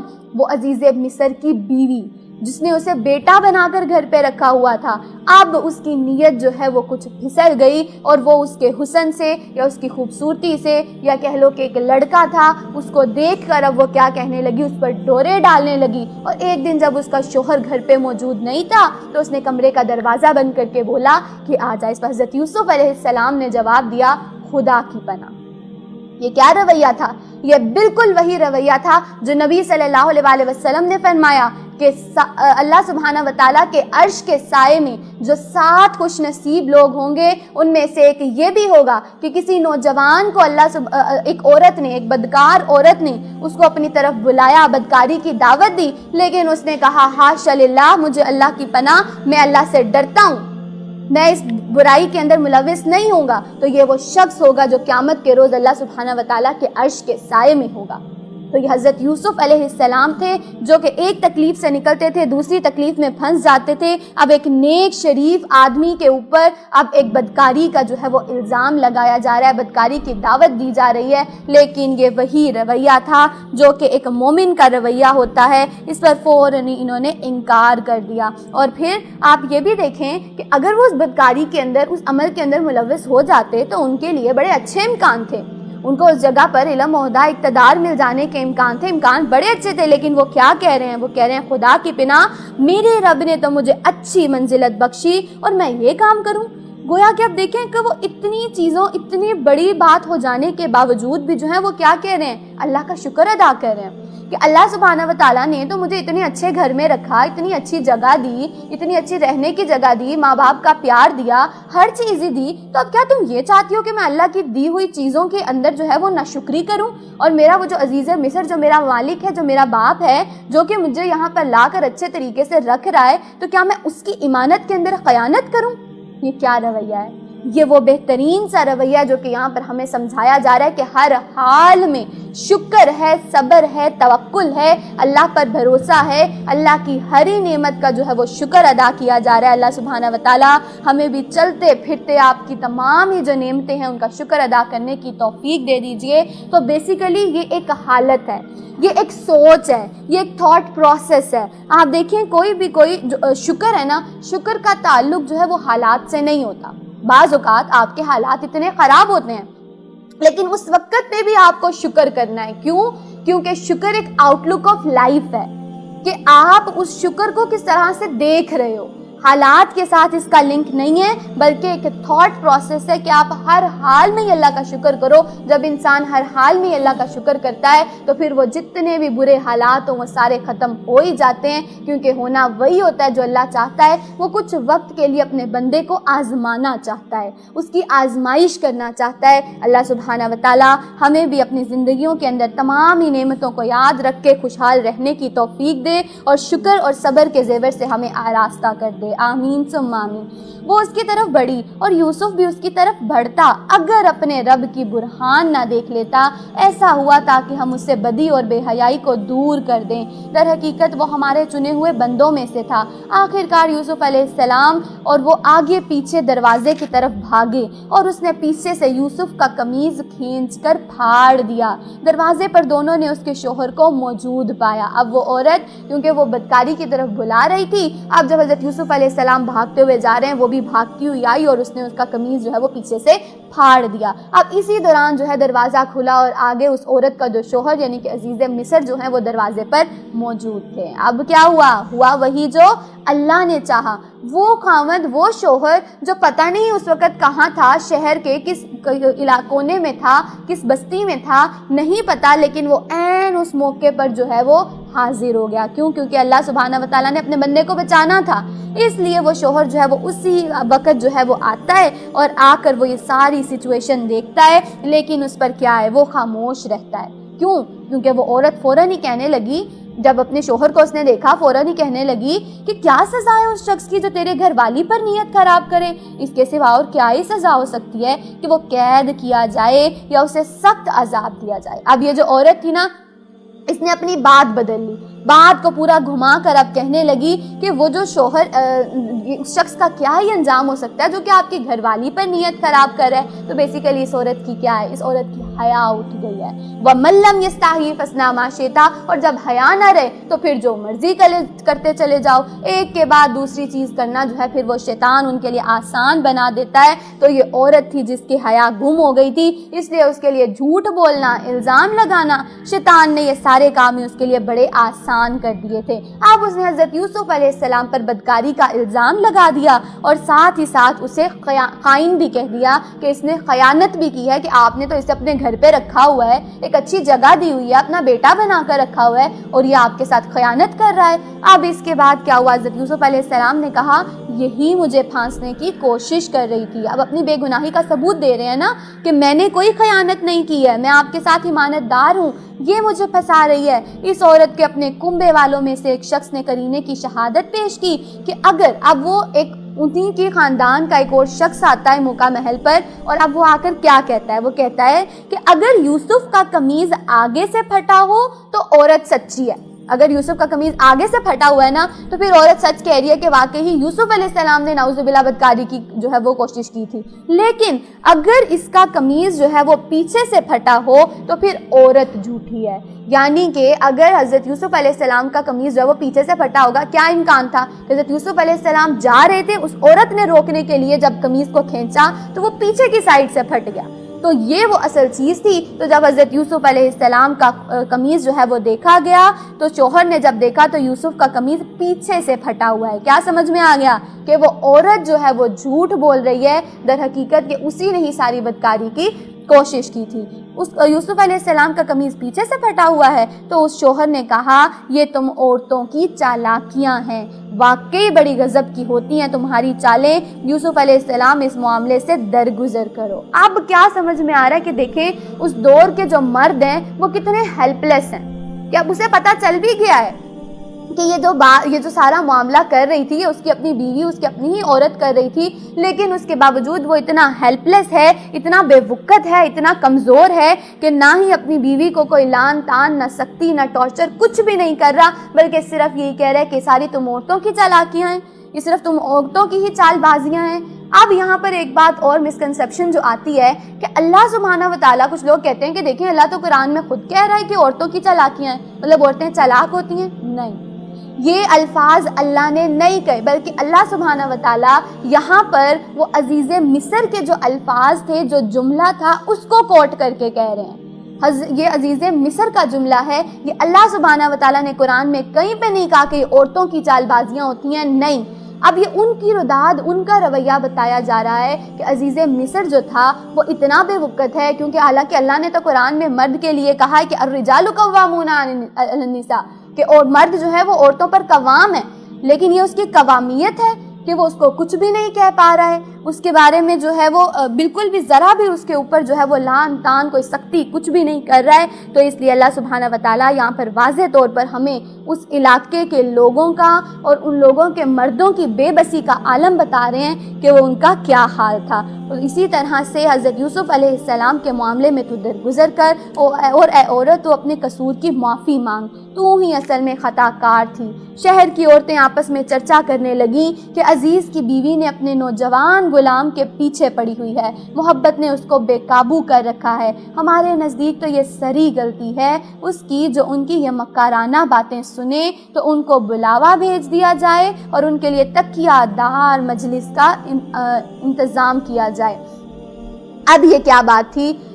اب جب عورت جو ہے وہ پتہ چل گیا کہ اسی کا ہی قصور تھا اور حضرت یوسف علیہ السلام نے کچھ نہیں کیا تھا، اب اس پر پورے شہر میں باتیں ہونے لگ گئیں۔ پوری شہر کی جو عورتیں تھیں وہ کہنے لگی کہ دیکھا عزیز مصر کی جو بیوی ہے اس کی ہی اس غلام کے اوپر، جو کہ اس نے بیٹا بنا کر رکھا ہوا تھا، اس کے اوپر نظر تھی اور اس نے اسے بدکاری کے لیے جو ہے وہ بلایا ہے۔ اب اس پر جو وہ عورت تھی جو عزیز مصر کی بیوی تھی وہ کہنے لگی اچھا ایسی بات ہے تو ایسا کرو تم ساری عورتوں کو بلاؤ اور ساری عورتوں کو بلا کر ہم ایک مجلس لگاتے ہیں، وہاں پہ کھانے پینے کا انتظام کرتے ہیں۔ چنانچہ پورے شہر کی عورتوں کو جو ہے وہ دعوت دے دی گئی۔ اب آپ یہاں پہ دیکھیں کہ اس معاشرے کا کیا حال ہے، اس معاشرے کی ڈسکشنز، ان کے ٹاپکس، ان کے کنورسیشن کی باتیں ہیں کیا، ان کے کنورسیشن کے ٹاپکس کیا ہیں کہ ان کے شوہروں کا ان کے اوپر کوئی کنٹرول ہی نہیں ہے، وہ واضح طور پر کھلم کھلا جو ہے وہ عشق و عاشقیوں اور بے حیائیوں کی باتیں کرتی ہوئی نظر آ رہی ہیں، اور پھر کس طرح کی پارٹیز ان کا انعقاد کر رہی ہیں، وہ ایک ایسی محفل، ایسی تکیہ دار مجلسیں لگا رہی ہیں جس کے اندر بیٹھ کر وہ باتیں کریں گی، گپ شپ کریں گی۔ کیا یہ وہی محفلیں نہیں ہیں جیسے آج ہماری کمیٹی پارٹیاں ہوتی ہیں، جیسے آج ہمارے اتنے بڑے بڑے گیٹ ٹوگیدرز ارینج کیے جاتے ہیں، اس کے اندر کھانا پینا، میوزکس اور یہی سب کچھ کیا جاتا ہے؟ کیا یہ وہی محفلیں نہیں ہیں؟ کیا یہ وہی ماحول نہیں ہے؟ اور یہ کیا وہی بے حیائی اور عشق و عاشقی کی باتیں نہیں ہیں جو آج ہمارے اسکولوں، کالجوں، یونیورسٹی میں کی جاتی ہیں؟ یہ وہی رویہ ہے، یہ وہی انداز ہے جو اس معاشرے کا تھا اور آج ہمارے معاشرے کا بن کر رہ گیا ہے۔ اللہ سبحانہ و تعالیٰ کہہ رہے ہیں کہ جس معاشرے کے اندر جو مرد ہے وہ قوام نہیں ہوتا ہے، اس کا کنٹرول نہیں ہوتا ہے، تو پھر اس معاشرے کے اندر بے حیائیاں بھی آتی ہیں، اس معاشرے کے اندر سے اخلاق اور حیا کا جنازہ واقعی اٹھ جاتا ہے۔ اب جب اس عورت نے کہا کہ ایک ایسی مجلس، تکیہ دار مجلس لگاؤ اور اس کے اندر ضیافت کا اہتمام کرو اور ہر ایک کے آگے ایک ایک چھری رکھ دو، اور پھر عین اس وقت جب وہ پھل کاٹ کاٹ کر کھا رہی تھیں تو اس نے یوسف علیہ السلام کو اشارہ کیا کہ ان کے سامنے سے نکل آ۔ جب ان عورتوں کی نگاہ اس پر پڑی تو وہ دھنگ رہ گئیں اور اپنے ہاتھ کاٹ بیٹھیں اور بے ساختہ پکار اٹھیں، حاشا للہ۔ اب یہ وہ آیت ہے جس کے اندر انڈائریکٹلی جو ہے وہ حسن یوسف کا ہمیں تذکرہ یا ذکر ملتا ہے۔ باقی پوری صورت کے اندر کہیں پر ہمیں حسن یوسف کا کوئی جواز نہیں دیا گیا، صرف یہ وہ واحد موقع ہے جس کے اندر انڈائریکٹلی حسن یوسف کی ایک جھلک دکھائی گئی ہے کہ جب اب اس نے چاہا کہ میں عورتوں ساروں کو بتاؤں کہ میں کیوں اس کی طرف مائل ہوئی تھی، کیوں قائل ہوئی تھی، اس کے لیے اس نے ایک مجلس لگائی، سب کے آگے پھل رکھے، چھریاں رکھی اور درمیان سے حضرت یوسف علیہ السلام کو کہا کہ گزر کے جائیں۔ جب حضرت حضرت یوسف علیہ السلام گزرے تو ساری عورتیں دیکھتی دھنگی رہ گئیں اور کہنے لگی کہ یہ شخص تو انسان نہیں ہے، یہ تو کوئی بزرگ فرشتہ ہی ہے۔ عزیز کی بیوی نے کہا دیکھ لیا، یہی ہے وہ شخص جس کے معاملے میں تم مجھ پر باتیں بناتی تھی، بے شک میں نے اسے رجھانے کی کوشش کی تھی مگر یہ بچ نکلا۔ اب وہ خود مان گئی، پہلے کہہ رہی تھی میں نے یہ کام کیا ہی نہیں ہے، میرے اوپر الزام لگایا جا رہا ہے اس شخص نے خیانت کی ہے، اس شخص نے میرے اوپر جو ہے وہ بدکاری کی ہے، لیکن اب وہ خود ہی مان گئی کہ ہاں اب تم دیکھ رہی ہو نا کہ اسی وجہ سے میں اس کی طرف مائل اور قائل ہوئی تھی، اور ہاں میں نے یہ سارا کچھ کیا تھا۔ اب اس نے اس بات کو خود ہی مان لیا، اگر یہ میرا کہنا نہ مانے گا تو قید کیا جائے گا۔ ابھی بھی اس کے اندر وہ بات جو ہے وہ باقی ہے، ابھی بھی وہ چاہتی ہے کہ وہ بدکاری کی طرف اس کی طرف آئے۔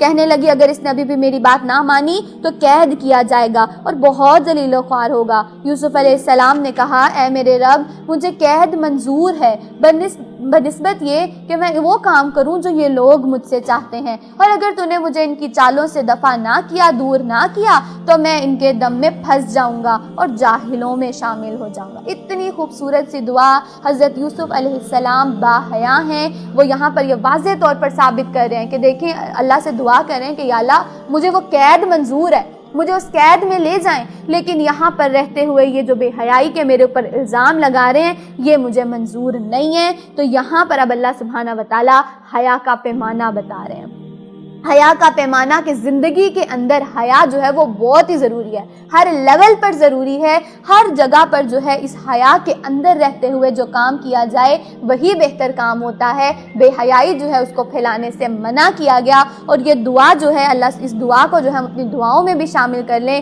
کہ اللہ سبحانہ وتعالیٰ اگر تو ہمارے سے دشمنوں کی چالوں کو دور نہیں کرے گا تو پھر ہم اس میں پھنس جائیں گے، ہم ذلیل و خوار اور جاہلوں میں سے ہو جائیں گے، یا اللہ ہمیں دشمنوں کی چالوں سے محفوظ رکھ، آمین۔ اس کے رب نے اس کی دعا قبول کی اور ان عورتوں کی چالیں اس سے دفع کی، بے شک وہی ہے جو سب کی سنتا اور سب کچھ جانتا ہے۔ پھر ان لوگوں کو یہ سوجی کہ ایک مدت کے لیے اسے قید کر دیں، حالانکہ وہ اس کی پاک دامنی اور خود اپنی عورت کے برے اتوار کی سری نشانیاں دیکھ چکے تھے۔ اب عزیز مصر کو بھی پتہ چل چکا تھا کہ اس کی اپنی عورت ہی جو ہے وہ غلط ہے، اور وہ حضرت یوسف علیہ السلام جو ہے وہ بے گناہ ہیں، ان کے اندر وہ باحیا ہیں، لیکن اس کے باوجود ان لوگوں نے فیصلہ یہی کیا کہ انہیں قید کر دیا جائے گا۔ قید خانے میں 2 غلام اور بھی ان کے ساتھ داخل ہوئے۔ ایک روز ان میں سے ایک نے دوسرے سے کہا میں نے خواب میں دیکھا ہے کہ میں شراب کشید رہا ہوں۔ دوسرے نے کہا میں نے دیکھا ہے کہ میں سر پر روٹیاں رکھی ہوئی ہیں اور پرندے ان کو کھا رہے ہیں۔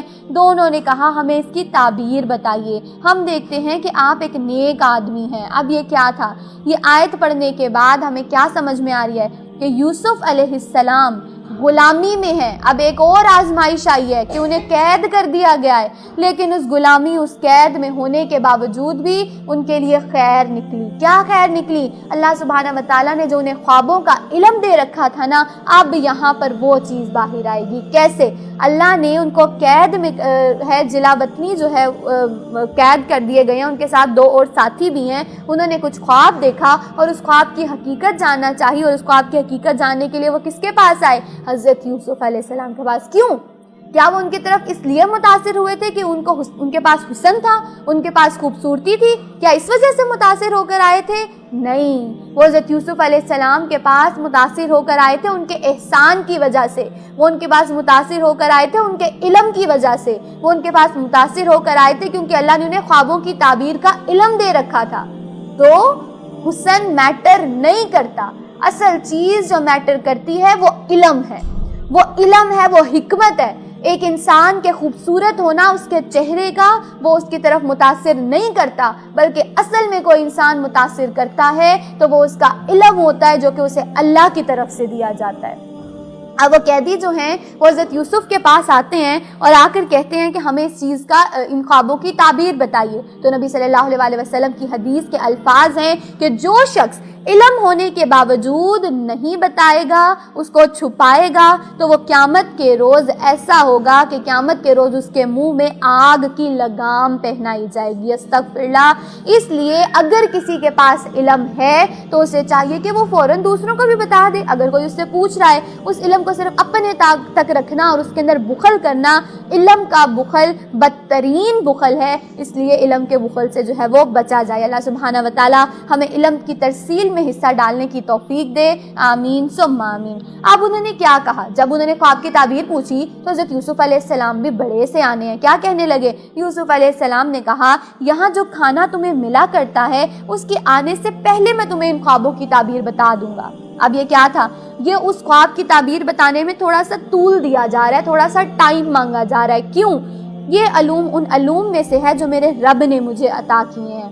ٹائم اس وجہ سے مانگ رہے ہیں تاکہ حضرت یوسف علیہ السلام جو ہے نا وہ ہر ٹائم سے فائدہ اٹھانا چاہ رہے ہیں۔ وہ چاہتے تھے کہ ان لوگوں کو، ان قید میں رہنے والوں کو میں اللہ سبحانہ و تعالیٰ کا تعارف بھی ساتھ ساتھ کرواؤں، کیونکہ اللہ کی طرف سے نبوت جو ہے وہ نازل ہو چکی ہوئی ہے نا، اب خدا کی پہچان ہو چکی ہوئی ہے۔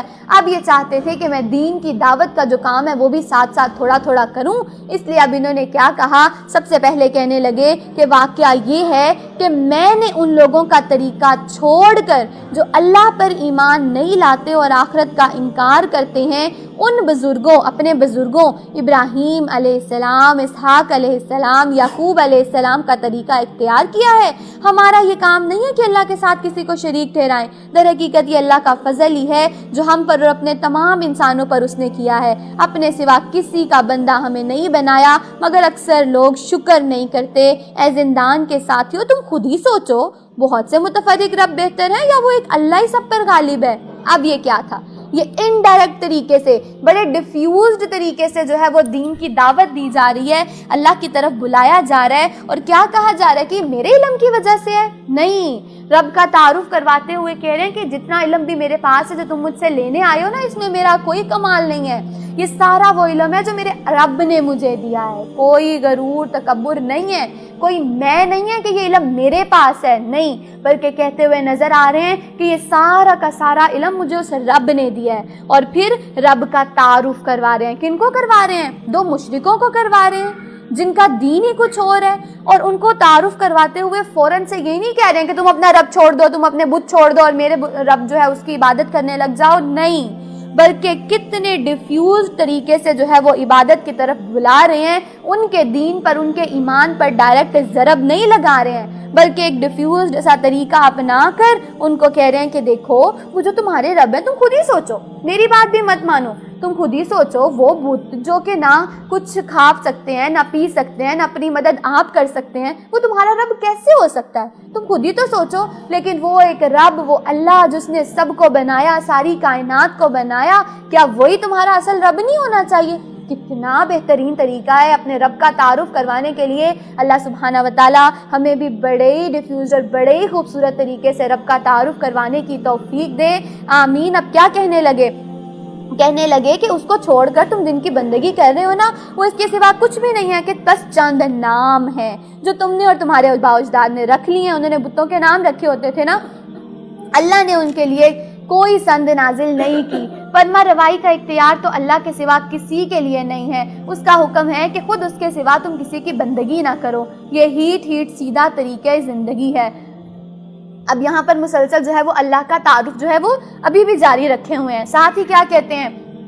اے زندان کے ساتھیوں۔ اب دیکھیں کتنا خوبصورت انداز ہے نا اپنے ساتھیوں کو بلانے کا، ایسے جیسے ایک قرب کا، ایک قریبی ہونے کا ایک تعلق جو ہے نا وہ ہمیں واضح طور پر پتہ چل رہا ہے۔ کیا کہہ رہے ہیں؟ زندان کے ساتھیوں، تمہارے خواب کی تعبیر یہ ہے کہ تم میں سے ایک تو اپنے رب یعنی کہ شاہ مصر کو شراب پہلائے گا۔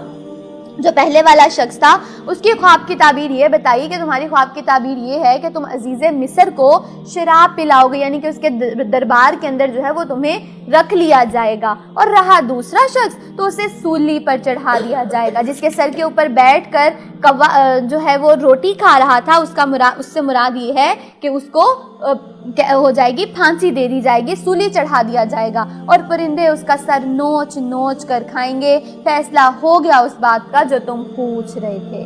کتنی حکمت کے ساتھ ڈائریکٹ ہی انہوں نے خواب بتا کر تعبیر پوچھی تو فوراً ہی تعبیر نہیں بتا دی، پہلے اپنے علم کا اعتراف کیا کہ سب اللہ کی طرف سے ہے، پھر اپنے رب کا تعارف کروایا، پھر انہیں سوچنے پر مجبور کیا کہ تم خود سوچو کہ وہ رب جو کہ کچھ کر ہی نہیں سکتے، جو بت کچھ کر نہیں سکتے، وہ بہتر ہے یا وہ ایک اللہ بہتر ہے۔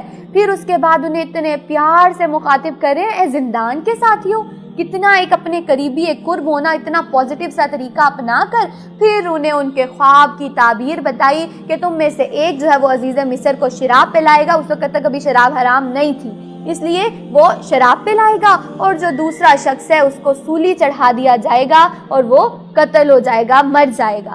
اب یہ سارا حال بتانے کے بعد اب کیا ہوا، ساتھ ہی ساتھ انہیں کہا کہ پھر ان میں سے جس کا متعلق خیال تھا کہ وہ رہا ہو جائے گا، اس سے یوسف علیہ السلام نے، یعنی وہ شخص جس کے بارے میں یہ تعبیر بتائی گئی تھی کہ وہ جا کر عزیز مصر کو شراب پلائے گا، تو اس کے لیے یہ حکم اس کو حضرت یوسف علیہ السلام نے کہا کہ اپنے رب سے یعنی کہ شاہ مصر سے جا کر یہ میرا ذکر کرنا، مگر شیطان نے اسے غفلت میں ڈالا کہ وہ اپنے رب سے یعنی کہ شاہ مصر سے ذکر کرنا بھول گیا، اور یوسف علیہ السلام کئی سال قید میں رہے۔ کیا سمجھ میں آ رہا ہے، کیا اصول مل رہا ہے؟ وعدہ خلافی کرنا یا وسوسہ شیطان کی طرف سے آنا یہ برحق ہے، شیطان وسوسہ ڈالتا ہے اور اس سے وعدہ خلافی ہو جاتی ہے، اس لیے جب بھی ایسا معاملہ ہونے لگے تو اعوذ باللہ من الشیطان الرجیم پڑھا جائے گا۔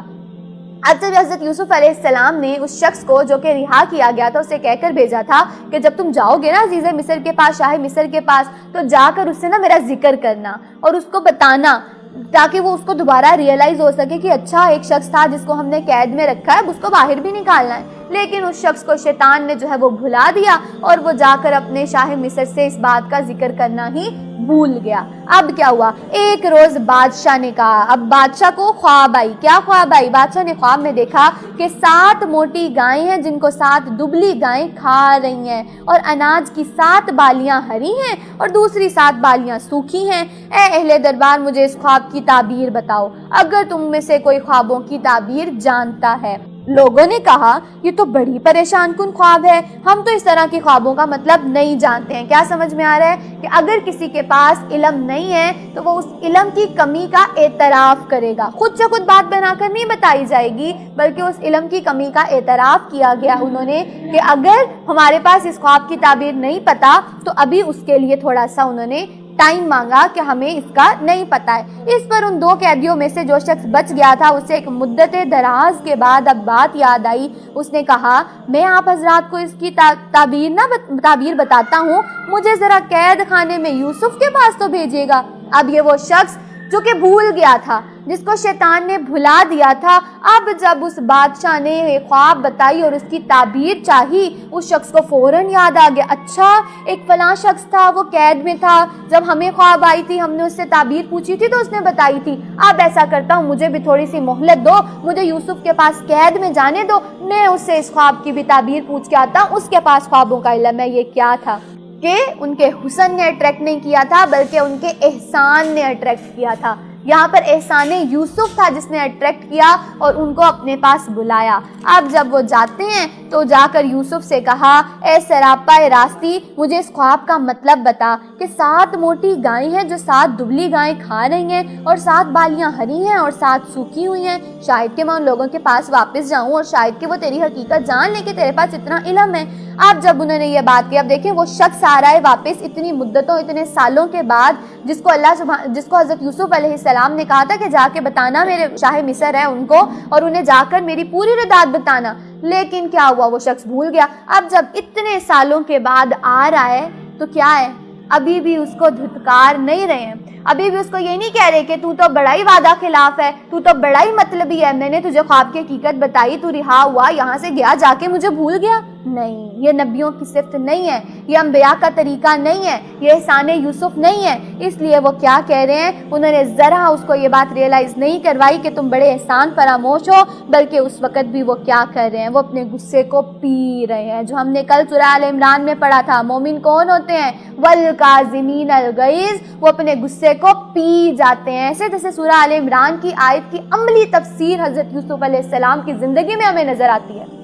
ہر موقع پر جب ہوا انہوں نے صبر کیا، اور اب یہ وہ موقع ہے کہ جب وہ شخص واپس آ رہا ہے کہ جس نے احسان فراموشی کی ہے لیکن اس کے باوجود اپنے منہ سے ایک لفظ نہیں بولا، بلکہ ٹوٹل خاموشی ہے، صبر ہے، اور صرف یہی کہتے ہوئے نظر آ رہے ہیں۔ یوسف نے کہا کہ 7 برس تک لگاتار، اب وہ خواب کی حقیقت بتانے لگے، کچھ انڈائریکٹلی، کچھ ان کے اوپر لان تان نہیں کی، کچھ انہیں نہیں کہا، چپ کر کے خواب کی حقیقت بتا رہے ہیں. کیا کہہ رہے ہیں کہ وہ جو تم نے دیکھا ہے نا کہ 7 موٹی گائیں جو کہ 7 دبلی گائیں کو کھا رہی ہیں, اس کی حقیقت یہ ہے کہ 7 برس تک لگاتار تم لوگ کھیتی باڑی کرتے رہو گے. اس دوران میں جو فصلیں تم کاٹو گے تو بس تھوڑا سا حصہ جو تمہارے خوراک کے کام آئے گا اس کو نکال لینا اور باقی کو تم بالیوں میں ہی رہنے دینا. پھر 7 برس بہت سخت آئیں گے, یعنی کہ قحط سالی کے آئیں گے. اس زمانے میں پھر وہ غلہ جو تم نے بالیوں میں رہنے دیا تھا, پھر تم اس کو جمع کیے ہوئے کو استعمال کر لینا.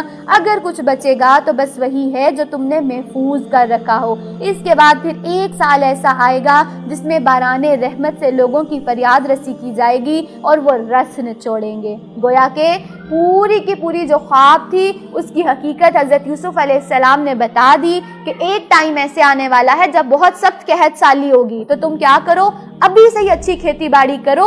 کھیتی باڑی کر کے جتنی گندم تمہیں چاہیے بس اتنی سی بالیوں سے نکالو, باقی کو ویسے ہی پڑا رہنے دو اور اس کو سٹور کر لو, ذخیرہ کر لو. پھر جب وہ 7 سال قحط سالی کے آئیں گے نا, پھر تم اسے نکالنا اور اسے استعمال کر لینا.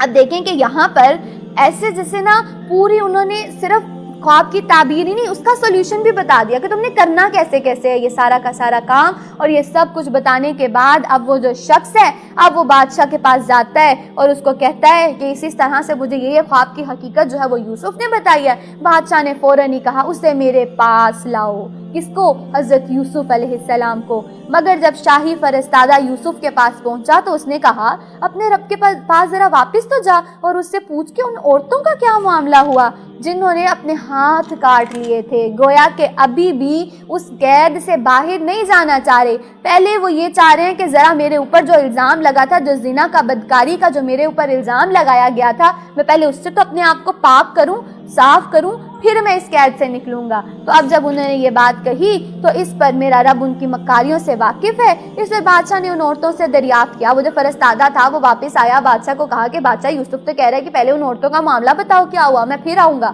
اب اس نے عورتوں سے دریافت کیا تمہارا کیا تجربہ ہے اس وقت کا جب تم نے یوسف کو رجھانے کی کوشش کی تھی. سب نے یک زبان ہو کر کہا حاشا للہ, ہم نے تو اس میں کوئی بدی کا شائبہ تک بھی نہیں پایا. عزیز کی بیوی بھی بول اٹھی اب حق کھل چکا ہے, وہ میں ہی تھی جس نے اس کو پھسلانے کی کوشش کی تھی, بے شک وہ بالکل سچا ہے. ساری حقیقت کھل کے سامنے آ گئی. عزیز مصر کو بھی پتہ چل گئی, ساری عورتوں نے بھی اس حقیقت کی جو ہے وہ نشاندہی کر دی کہ وہ کوئی بدکار بے حیائی نہیں تھی, ان کے اندر ہم نے کوئی برائی کوئی بدی نہیں دیکھی. اور عزیز مصر کی بیوی نے بھی خود ایکسیپٹ کر لیا کہ میں ہی اس کو رجھانے والی تھی, اس نے کوئی ایسا عمل نہیں کیا تھا. اب یہ کیا تھا؟ یہ اللہ ہے. اللہ کا پلان ہمیشہ ہمارے پلان سے بہتر ہوتا ہے. اللہ نے چاہا کہ قید میں رکھ کر اس خوابوں کی تعبیر کے علم کے ذریعے انہیں باہر نکالا جائے, اور تب نکالا جائے جب ان کے اوپر سے ساری طرح کے بدکاری کے اور بدی کے الزام جو ہے وہ دھل جائے. اب کیا ہوا؟ یوسف علیہ السلام نے کہا اس سے میری عرض یہ تھی کہ عزیز یہ جان لیں کہ میں نے در پردہ اس میں خیانت نہیں کی تھی, اور یہ کہ جو خیانت کرتے ہیں ان کی چالوں کو اللہ کامیابی کی راہ پر نہیں لگاتا ہے. میں کچھ اپنے نفس کی برات نہیں کر رہا ہوں, نفس تو بدی پر رخصاتا ہی ہے, الا یہ کہ کسی پر میرے رب کی رحمت ہو. بے شک میرا رب بڑا غفور الرحیم ہے. اب بادشاہ نے کہا اسے میرے پاس لاؤ تاکہ میں اسے اپنے لیے مخصوص کر لوں. اب یہ کیا تھا؟ اب یہاں پر وہ جو بادشاہ ہے اس نے حضرت یوسف علیہ السلام کو اپنے پاس بلایا تاکہ انہیں مصر کا عہدہ, اقتدار اور حکومت جو ہے اس سے نوازا جائے. یہ کیوں تھا؟ کیونکہ انہوں نے اس کے اندر بہت سی خوبیاں دیکھی تھی جو کہ ایک عہدے اقتدار کو دینے کے لیے بہت ضروری ہوتی ہیں. اور یہاں پر اگین بات وہی ہے کہ کسی حاکم کوئی کچھ نہیں کر سکتا جب تک اللہ نہ چاہے. ہوتا وہی ہے جو اللہ چاہتا ہے. اللہ نے اپنے بندے کو چھوڑا نہیں تھا, اللہ سبحانہ و تعالیٰ کی نظروں میں تھا, اس لیے اللہ سبحانہ و تعالیٰ نے پہلے کنویں سے نکالا, پھر غلامی سے نکالا, پھر قید سے نکالا. اب یہ ساری چیزوں سے نکال کر آزما کر اب اللہ نے جب بھٹی میں پکا پکا کر اپنے کام کا بنا لیا, اب اللہ نے عہدہ اقتدار اور حکومت دینا تھا, اس کے لیے بہترین وقت کا انتظار تھا. تو اللہ اللہ سبحانہ و تعالیٰ نے جب کسی کو اپنے کام کا بنانا ہوتا ہے تو پھر اس کو مشکلات سے گزار کے اپنے کام کا بنا ہی لیتا ہے۔ اللہ سبحانہ و تعالیٰ ہمیں بھی اپنے کام کا بنا لیجئے، ہمیں بھی منتخب فرما لیجئے، ہم سے بھی دین کی دعوت و تبلیغ کا کام لے لیجئے، آمین ثم آمین۔ جب یوسف علیہ السلام نے اس سے گفتگو کی تو اس نے کہا اب آپ ہمارے ہاں قدر و منزلت رکھتے ہیں اور آپ کی ایمانت پر بھروسہ ہے۔ یوسف علیہ السلام نے کہا ملک کے خزانے میرے سپرد کر دیجئے، حفاظت کرنے والا بھی ہوں اور علم بھی رکھتا ہوں۔ اب یہاں پر یہ ہوا کہ بادشاہ کو بھی علم تھا کہ حضرت یوسف علیہ السلام جو ہیں وہ علیم ہیں، اور ان کے علیم ہونے کا اور ان کے ایمانت دار ہونے کا جو اعتراف ہے وہ خود بھی کر رہے ہیں۔ اس پر پھر حضرت یوسف علیہ السلام نے انہیں کہا کہ اچھا پھر اگر آپ مجھے عہدہ اقتدار دینا چاہتے ہی ہیں نا تو پھر جو ملک کے خزانے ہیں وہ میرے حوالے کر دیں، کیونکہ میں کیا ہوں، میں ان کی حفاظت بھی کرنے والا ہوں اور ان کا علم بھی رکھنے والا ہوں کہ انہیں کیسے بہتر طریقے سے چلانا ہے۔ یہاں سے ہمیں ایک بات سمجھ میں آ رہی ہے کہ کسی عہدے کو خود سے خود مانگا جا سکتا ہے، کسی عہدے کی ڈیمانڈ جو ہے وہ خود سے خود کی جا سکتی ہے، اور یہ بالکل جائز ہے، بلکہ عین سنت یوسف سے بھی ثابت ہے۔ اب جب انہوں نے یہ کہا تو انہیں جو ملک کے خزانے تھے وہ دے دیے گئے۔ کیوں دے دیے گئے؟ کیونکہ ان کے اندر وہ اچھے حکمرانوں والی صفات تھی۔ ایک اچھے حکمران کی کچھ صفات ہوتی ہیں۔ کیا صفات ہوتی ہیں؟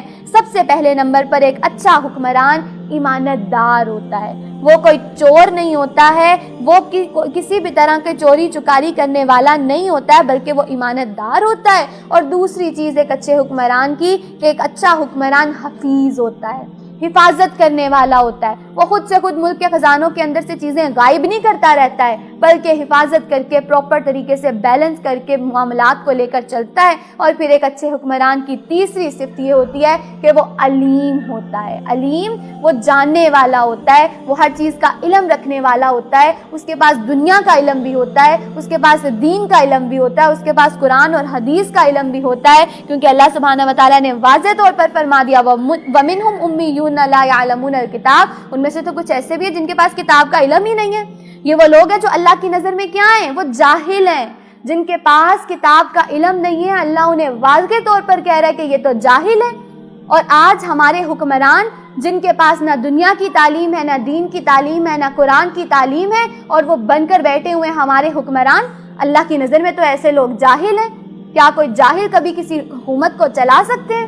اللہ سبحانہ و تعالی ہمیں بہترین حکمرانوں سے متصف فرما دیجئے، ہمیں قرآن اور حدیث کا علم رکھنے والے محافظ جو ہیں وہ عطا کر دیجئے۔ اس طرح ہم نے سرزمین میں یوسف کے لیے اقتدار کی راہ ہموار کی۔ وہ مختار تھا کہ اس میں جہاں چاہے اپنی جگہ بنائے۔ ہم اپنی رحمت سے جس کو چاہتے ہیں نوازتے ہیں۔ نیک لوگوں کا اجر ہمارے ہاں نہیں مارا جاتا، اور آخرت کا اجر بھی ان لوگوں کے لیے زیادہ بہتر ہے جو ایمان لے آئے اور خدا ترسی کے ساتھ کام کرتے رہے۔ یوسف کے بھائی اب مصر آئے اور اس کے ہاں حاضر ہوئے۔ اب یہ کیوں آئے تھے؟ اب کم بیک ہوا۔ اب جو حضرت یوسف علیہ السلام کے بھائی تھے اب وہ مصر آئے ہیں، اس وجہ سے آئے ہیں اب کیونکہ پورے خطے کے اوپر قحط سالی کا ٹائم ہے۔ قحط سالی کا ٹائم ہے، گندم کی شارٹیج ہے، کھانے پینے کے لیے کوئی چیز موجود نہیں ہے۔ اب جب اتنا وائڈ سپریڈ فیمن آتا ہے تو یہ جو بھائی ہیں نا یہ بھی فلسطین سے جو ہے وہ اب ہجرت کر کے جو ہے وہ مصر آتے ہیں، اور آ کر یہاں پر جو ہے وہ کچھ گندم جو ہے وہ خریدنا چاہتے ہیں تاکہ جا کر اس سے اپنے جو گھر والے ہیں ان کا پیٹ جو ہے اس کو پال سکیں۔ لیکن اب یہ قحط سالی جو ہے یہ مسلط کیوں ہوئی تھی، اور کون مصر جو ہے وہ اس سے کیوں بچ گیا تھا؟ کیونکہ یہاں پر ایک اچھے حکمران کی حکومت تھی۔ فلسطین اس چیز سے نہیں بچ سکا تھا، لیکن مصر کے اندر کیونکہ ایک اچھے حکمران کی حکومت تھی، اور یہاں پر رہتے ہوئے حضرت یوسف علیہ السلام نے وہ جو تعبیر بتائی تھی نا کہ تم 7 سال جو ہے وہ اچھے سے کھیتی باڑی کر اپنی جو گندم ہے اس کو ذخیرہ کر لینا، اور باقی کے جب قحط سالی آئے گی تب اس کو نکال کے استعمال کرنا۔ جب اتنی حکمت عملی سے حکومت کو چلایا گیا تھا تو پھر سخت سے سخت قحط سالی کے دور میں بھی اس مصر کے اوپر قحط سالی نہیں آئی تھی، اور پھر دوسری جگہوں سے لوگ آ کر مصر سے خرید و فروخت کرنے لگے تھے اور اپنا جو اناج ہے وہ لے کے جانے لگے تھے۔ لیکن آج ہماری ریاست کا حال تو یہ ہے کہ ہماری زمین بھی جو ہے وہ بہت زیادہ سرسبز ہے، ہماری زمین زرخیز بھی ہے، سونا اگلتی ہوئی زمین بھی ہے، بہترین سے بہترین فصلیں بھی کاشت ہوتی ہیں یہاں پر، لیکن اس کے باوجود ہمارے جو حکمران ہیں وہ کشکول لے کر پھر بھی باہر کے ممالک سے چیزوں کو منگواتے ہیں۔ وجہ کیا ہے؟ ہمارے حکمرانوں کے اندر وہ 3 صفات نہیں ہیں۔ اللہ سبحانہ و تعالیٰ نے وہ جو بہترین صفات کے حامل حکمران بتائے ہیں، آج ہمارے ہاں سے وہ حکمران اٹھ گئے ہیں، اس لیے اللہ سبحانہ و تعالیٰ کی طرف سے ہمارے اوپر عذاب بھی آ رہے ہیں، مشکلات بھی آ رہی ہیں، طرح طرح کی بھوک پیاس اور قحط سالی بھی آ رہی ہے۔ اگر ہمیں اس وقت ضروری ہے تو وہ اپنے حکمران بہترین، نیک اور قرآن و حدیث کی علم رکھنے والے ہمیں ریکوائرڈ ہیں۔ اللہ سبحانہ و تعالیٰ ہمارا اس کام میں حامی و مددگار ہو جائے۔ اس نے انہیں پہچان لیا مگر وہ اس سے نا آشنا تھے۔ پھر جب اس نے ان کا سامان تیار کروا دیا تو چلتے وقت اب یہاں پر جو یہ کہا جا رہا ہے کہ حضرت یوسف علیہ السلام نے تو اپنے بھائیوں کو پہچان لیا، لیکن ان کے بھائیوں نے حضرت یوسف کو نہیں پہچانا۔ کیوں نہیں پہچانا؟ دیکھیں، اب جو بھائی تھے نا ان کے، وہ سارے بڑے بڑے تھے۔ اب جس وقت انہوں نے حضرت یوسف علیہ السلام کو کنویں میں ڈالا تھا، اس وقت تو بھائی تو بڑے تھے لیکن وہ حضرت یوسف علیہ السلام چھوٹے تھے، اور جب جوانی آتی ہے اس کے بعد شکل اور تھوڑے سے فیچرز چینج ہوتے ہیں نا، تو اس لیے ان بھائیوں نے جو ہے وہ حضرت یوسف علیہ السلام کو نہیں پہچانا، کیونکہ اب وہ بڑے ہو چکے ہیں، اب ان کی ایج اتنی ہو چکی ہے، ان کا ایک جو ظاہری دکھنے کی جو حالت تھی وہ بالکل تبدیل ہو چکی ہے۔ اب تو ان کے پاس عہدہ، اقتدار، حکومت بھی ہے، لیکن حضرت یوسف علیہ السلام نے اپنے بھائیوں کو بھرپور جوانی کی حالت میں ہی دیکھا ہوا تھا، ان کے چہرے تو اس طرح سے نہیں بدلے تھے، اس وجہ سے انہوں نے اپنے بھائیوں کو پہچان لیا۔ اب جب انہیں پہچانا تو ان کا کیا کیا، سامان، اب جتنی وہ گندم لینے آئے تھے اس کو پیک کیا۔ پیک کرنے کے بعد اب انہوں نے چلتے وقت ان سے کیا کہا، بھائیوں سے کیا کہا؟ بھائی نہیں جانتے ابھی تک کہ یہ یوسف ہے۔ کیا کہنے لگے؟ اپنے سوتیلے بھائی کو بھی میرے پاس لانا۔ اب حضرت یوسف علیہ السلام نے ڈیمانڈ کیا کی کہ اگلی دفعہ جب تم آؤ تو اپنے سوتیلے بھائی کو بھی ہمارے پاس لانا، ورنہ تمہیں اس کے حصے کی گندم نہیں دی جائے گی۔ اس طرح سے ہوا کہ کس طرح پیمانہ بھر دیا کرتا ہوں اور کیسا اچھا مہمان نواز ہوں۔ اگر تم اسے نہ لاؤ گے تو میرے پاس تمہارے لیے کوئی غلہ نہیں ہے، بلکہ تم میرے قریب تک بھی نہ آنا۔ اب ایک ڈیمانڈ رکھ دی کہ اگلی دفعہ جب تم گندم لینے آؤ گے تو تمہارے بھائی کا حصہ تمہیں ایسے ہی نہیں ملے گا، بلکہ اس کے لیے تمہیں اپنے بھائی کو بھی ساتھ لے کر آنا ہوگا، تبھی تمہیں دیا جائے گا، ادروائز تم میرے پاس بھی مت آنا۔ انہوں نے کہا ہم کوشش کریں گے کہ والد صاحب اسے بھیجنے پر راضی ہو جائیں، اور ہم ایسا ضرور کریں گے۔ یوسف نے اپنے غلاموں کو اشارہ کیا کہ ان لوگوں کے غلے کے عوض جو مال انہوں نے دیا ہے وہ چپکے سے ان کے سامان میں ہی واپس رکھ دو۔ یہ کیا تھا؟ یہ بہترین مہمان نوازی تھی، اور یہ ان کو اس بات پر مائل اور قائل کرنا تھا تاکہ وہ لوگ جو ہیں وہ اور زیادہ اٹریکٹ ہوں کہ دیکھیں ہمیں تو گندم بھی مل گئی ہے، اور اس کا جو مال ہم نے دیا تھا وہ مال بھی واپس ہی ہماری اس جو گندم کے جو مال تھا اسی کے اندر ہی رکھ دیا گیا ہے، تو گویا کہ وہ حکمران کتنا اچھا ہے، اور تاکہ وہ اس بات پر اور مائل ہو کر اگلی دفعہ اپنے بھائی کو بھی ساتھ لے کر آئیں۔ اور وہ بھائی اصل میں کون تھا؟ وہ اصل میں حضرت یوسف علیہ السلام کے بھائی تھے بنیامین، جن کی محبت اور تڑپ اور پیار جو ہے ان کو بے چین کر رہا تھا کہ اپنے بھائی سے مل سکے، اس لیے انہوں نے یہ ساری کی ساری بات جو ہے اس کو رچایا تھا۔ اب اس پر کیا ہوا؟ جب وہ اپنے باپ کے پاس گئے، سارے کے سارے بھائی اب جب باپ کے پاس گئے، کہا ابا جان آئندہ ہم کو غلہ دینے سے انکار کر دیا گیا ہے، لہٰذا آپ ہمارے بھائی کو ہمارے ساتھ بھیج دیجئے تاکہ ہم غلہ لے کر آئیں، اور اس کی حفاظت کے ہم ذمہ دار ہیں۔ باپ نے جواب دیا کیا میں اس کے معاملے میں تم پر ویسا ہی بھروسہ کروں جیسے میں نے اس سے پہلے اس کے بھائی یوسف کے معاملے میں کیا تھا؟ اللہ بہتر محافظ ہے اور وہ سب سے بڑھ کر رحم کرنے والا ہے۔ پھر سے دیکھیں، رب کا تعارف ابھی بھی کنٹینیوسلی جاری ہے۔ پھر کیا کہہ رہے ہیں؟ جب انہوں نے اپنا سامان کھولا تو دیکھا کہ ان کے مال میں بھی وہی جو سامان ہے وہ رکھ دیا گیا ہے۔ دیکھ کر پکار اٹھے ابا جان ہمیں اور کیا چاہیے، دیکھیں ہمارا تو مال بھی ہمیں واپس دے دیا گیا ہے، بس اب ہم جائیں گے اور اپنے اہل و عیال کے لیے رزق لے کر آئیں گے، اپنے بھائی کی حفاظت بھی کریں گے اور ایک بار اور زیادہ لے کر آئیں گے، اتنے غلے کا اضافہ آسانی کے ساتھ ہو جائے گا۔ ان کے باپ نے کہا میں اس کو ہرگز تمہارے ساتھ نہ بھیجوں گا جب تک تم اللہ کے نام سے مجھ کو پیمان نہ دے دو کہ اسے میرے پاس ضرور واپس لے کر آؤ گے، الا یہ کہ کہیں تم گھیر ہی لیے جاؤ۔ جب انہوں نے اس کو اپنے پیمان دے دیے تو اس نے کہا کس کو؟ اب باپ کو جو کنونس کر رہے ہیں نا کہ باپ ہمیں ہمارے ساتھ وہ چھوٹے بھائی کو بھی بھیج دے، اگر وہ نہ گیا تو ہمیں اس کے حصے کا ہی غلہ نہیں ملے گا۔ اب جب کنونس کر رہے ہیں تو باپ نے کہا مجھے پہلے سب جو ہے وہ باری باری وعدہ دو۔ سارے بھائیوں نے جب باری باری وعدہ دے دیا تو اس پر حضرت یعقوب علیہ السلام کہنے لگے دیکھو ہمارے اس قول پر اللہ نگہبان ہے، جو بھی ہم نے جو وعدہ اور عہد و پیمان کیا ہے نا اس سے اللہ جو ہے اس پہ نگہبان ہے۔ پھر اس نے کہا میرے بچوں، باپ ہے نا، باپ کیا کہہ رہا ہے؟ بچوں، مصر کے دار سلطنت میں ایک دروازے سے داخل نہ ہونا بلکہ مختلف دروازوں سے جانا۔ اب باپ ہے، اب پھر پریشان ہو رہا ہے کہ جب میرے بیٹے جو ہیں وہ 11 کڑیل جوان بیٹے جب ایک ہی دروازے سے داخل ہوں گے تو 2 چانسز تھے۔ پہلا چانس تو یہ تھا کہ انہیں نظر نہ لگ جائے، 11 جوان کڑیل جب ایک دروازے سے داخل ہوں گے تو نظر لگنے کا چانس تھا۔ دوسری چیز کہ اگر کیونکہ قحط سالی پڑی ہوئی ہے، اب اگر یہ اتنے کڑیل 11 نوجوان ایک ہی دروازے سے داخل ہوں گے تو ایسا نہ ہو کہ لوگ شبہ کریں کہ کوئی ڈاکو آ گئے ہیں اور ان کو برا نہ سمجھا جائے۔ اس وجہ سے باپ نے اب احتیاطاً کہا تھا کہ آپ کیا کرنا، سب ایک دروازے سے مصر میں مت داخل ہونا بلکہ کچھ بھائی کسی دروازے سے، کچھ بھائی کسی دروازے سے مصر میں داخل ہو جانا۔ اب اس پر کیا ہوا؟ مگر میں اللہ کی مشیت سے تم کو نہیں بچا سکتا، حکم اس کے سوا کسی کا بھی نہیں چلتا، اللہ کے سوا کسی کی بھی نہیں چلتی ہے، ہوتا وہی ہے جو اللہ چاہتا ہے۔ اسی پر میں نے بھروسہ کیا اور جس کو بھی بھروسہ کرنا ہو اسی پر کرے۔ کنٹینیوسلی رب کا تعارف ابھی بھی جاری ہے کہ اللہ کا تعارف یہ کروایا جا رہا ہے کہ بھروسہ صرف اللہ پہ رکھا جائے گا، کیونکہ ہوتا وہی ہے جو کہ اللہ سبحانہ و تعالیٰ چاہتا ہے۔ اب واقعہ یہ ہوا کہ جب وہ اپنے باپ کی ہدایت کے مطابق شہر میں متفرق دروازوں سے داخل ہوئے تو اس کی احتیاطی تدبیر اللہ کی مشیت کے مقابلے میں کچھ بھی کام نہ آ سکی۔ یہاں بس یعقوب علیہ السلام کے دل میں جو ایک کھٹک تھی اسے دور کرنے کے لیے اس نے اپنی سی کوشش کر لی۔ بے شک وہ ہمارے دی ہوئی تعلیم سے صاحب علم تھا، مگر اکثر لوگ معاملے کی حقیقت کو نہیں جانتے۔ یہ لوگ یوسف کے حضور پہنچے تو اس نے اپنے بھائی کو اپنے پاس الگ بلا لیا، اس سے بتا دیا کہ میں تیرا وہی بھائی ہوں جو کھو گیا تھا، اب تو ان باتوں کا غم نہ کر جو یہ لوگ کرتے رہے ہیں۔ اب کیا ہوا؟ اپنے بھائی کو اپنے پاس بلانے میں کامیاب ہو گئے۔ اب باقی سارے لوگوں کو غلہ لینے پہ لگا دیا اور وہ جو ستیلا بھائی جو بنیامین تھا اس کو اپنے پاس بلا لیا۔ وہ باقی بھائیوں کا ستیلا تھا لیکن حضرت یوسف علیہ السلام کا سگا بھائی تھا۔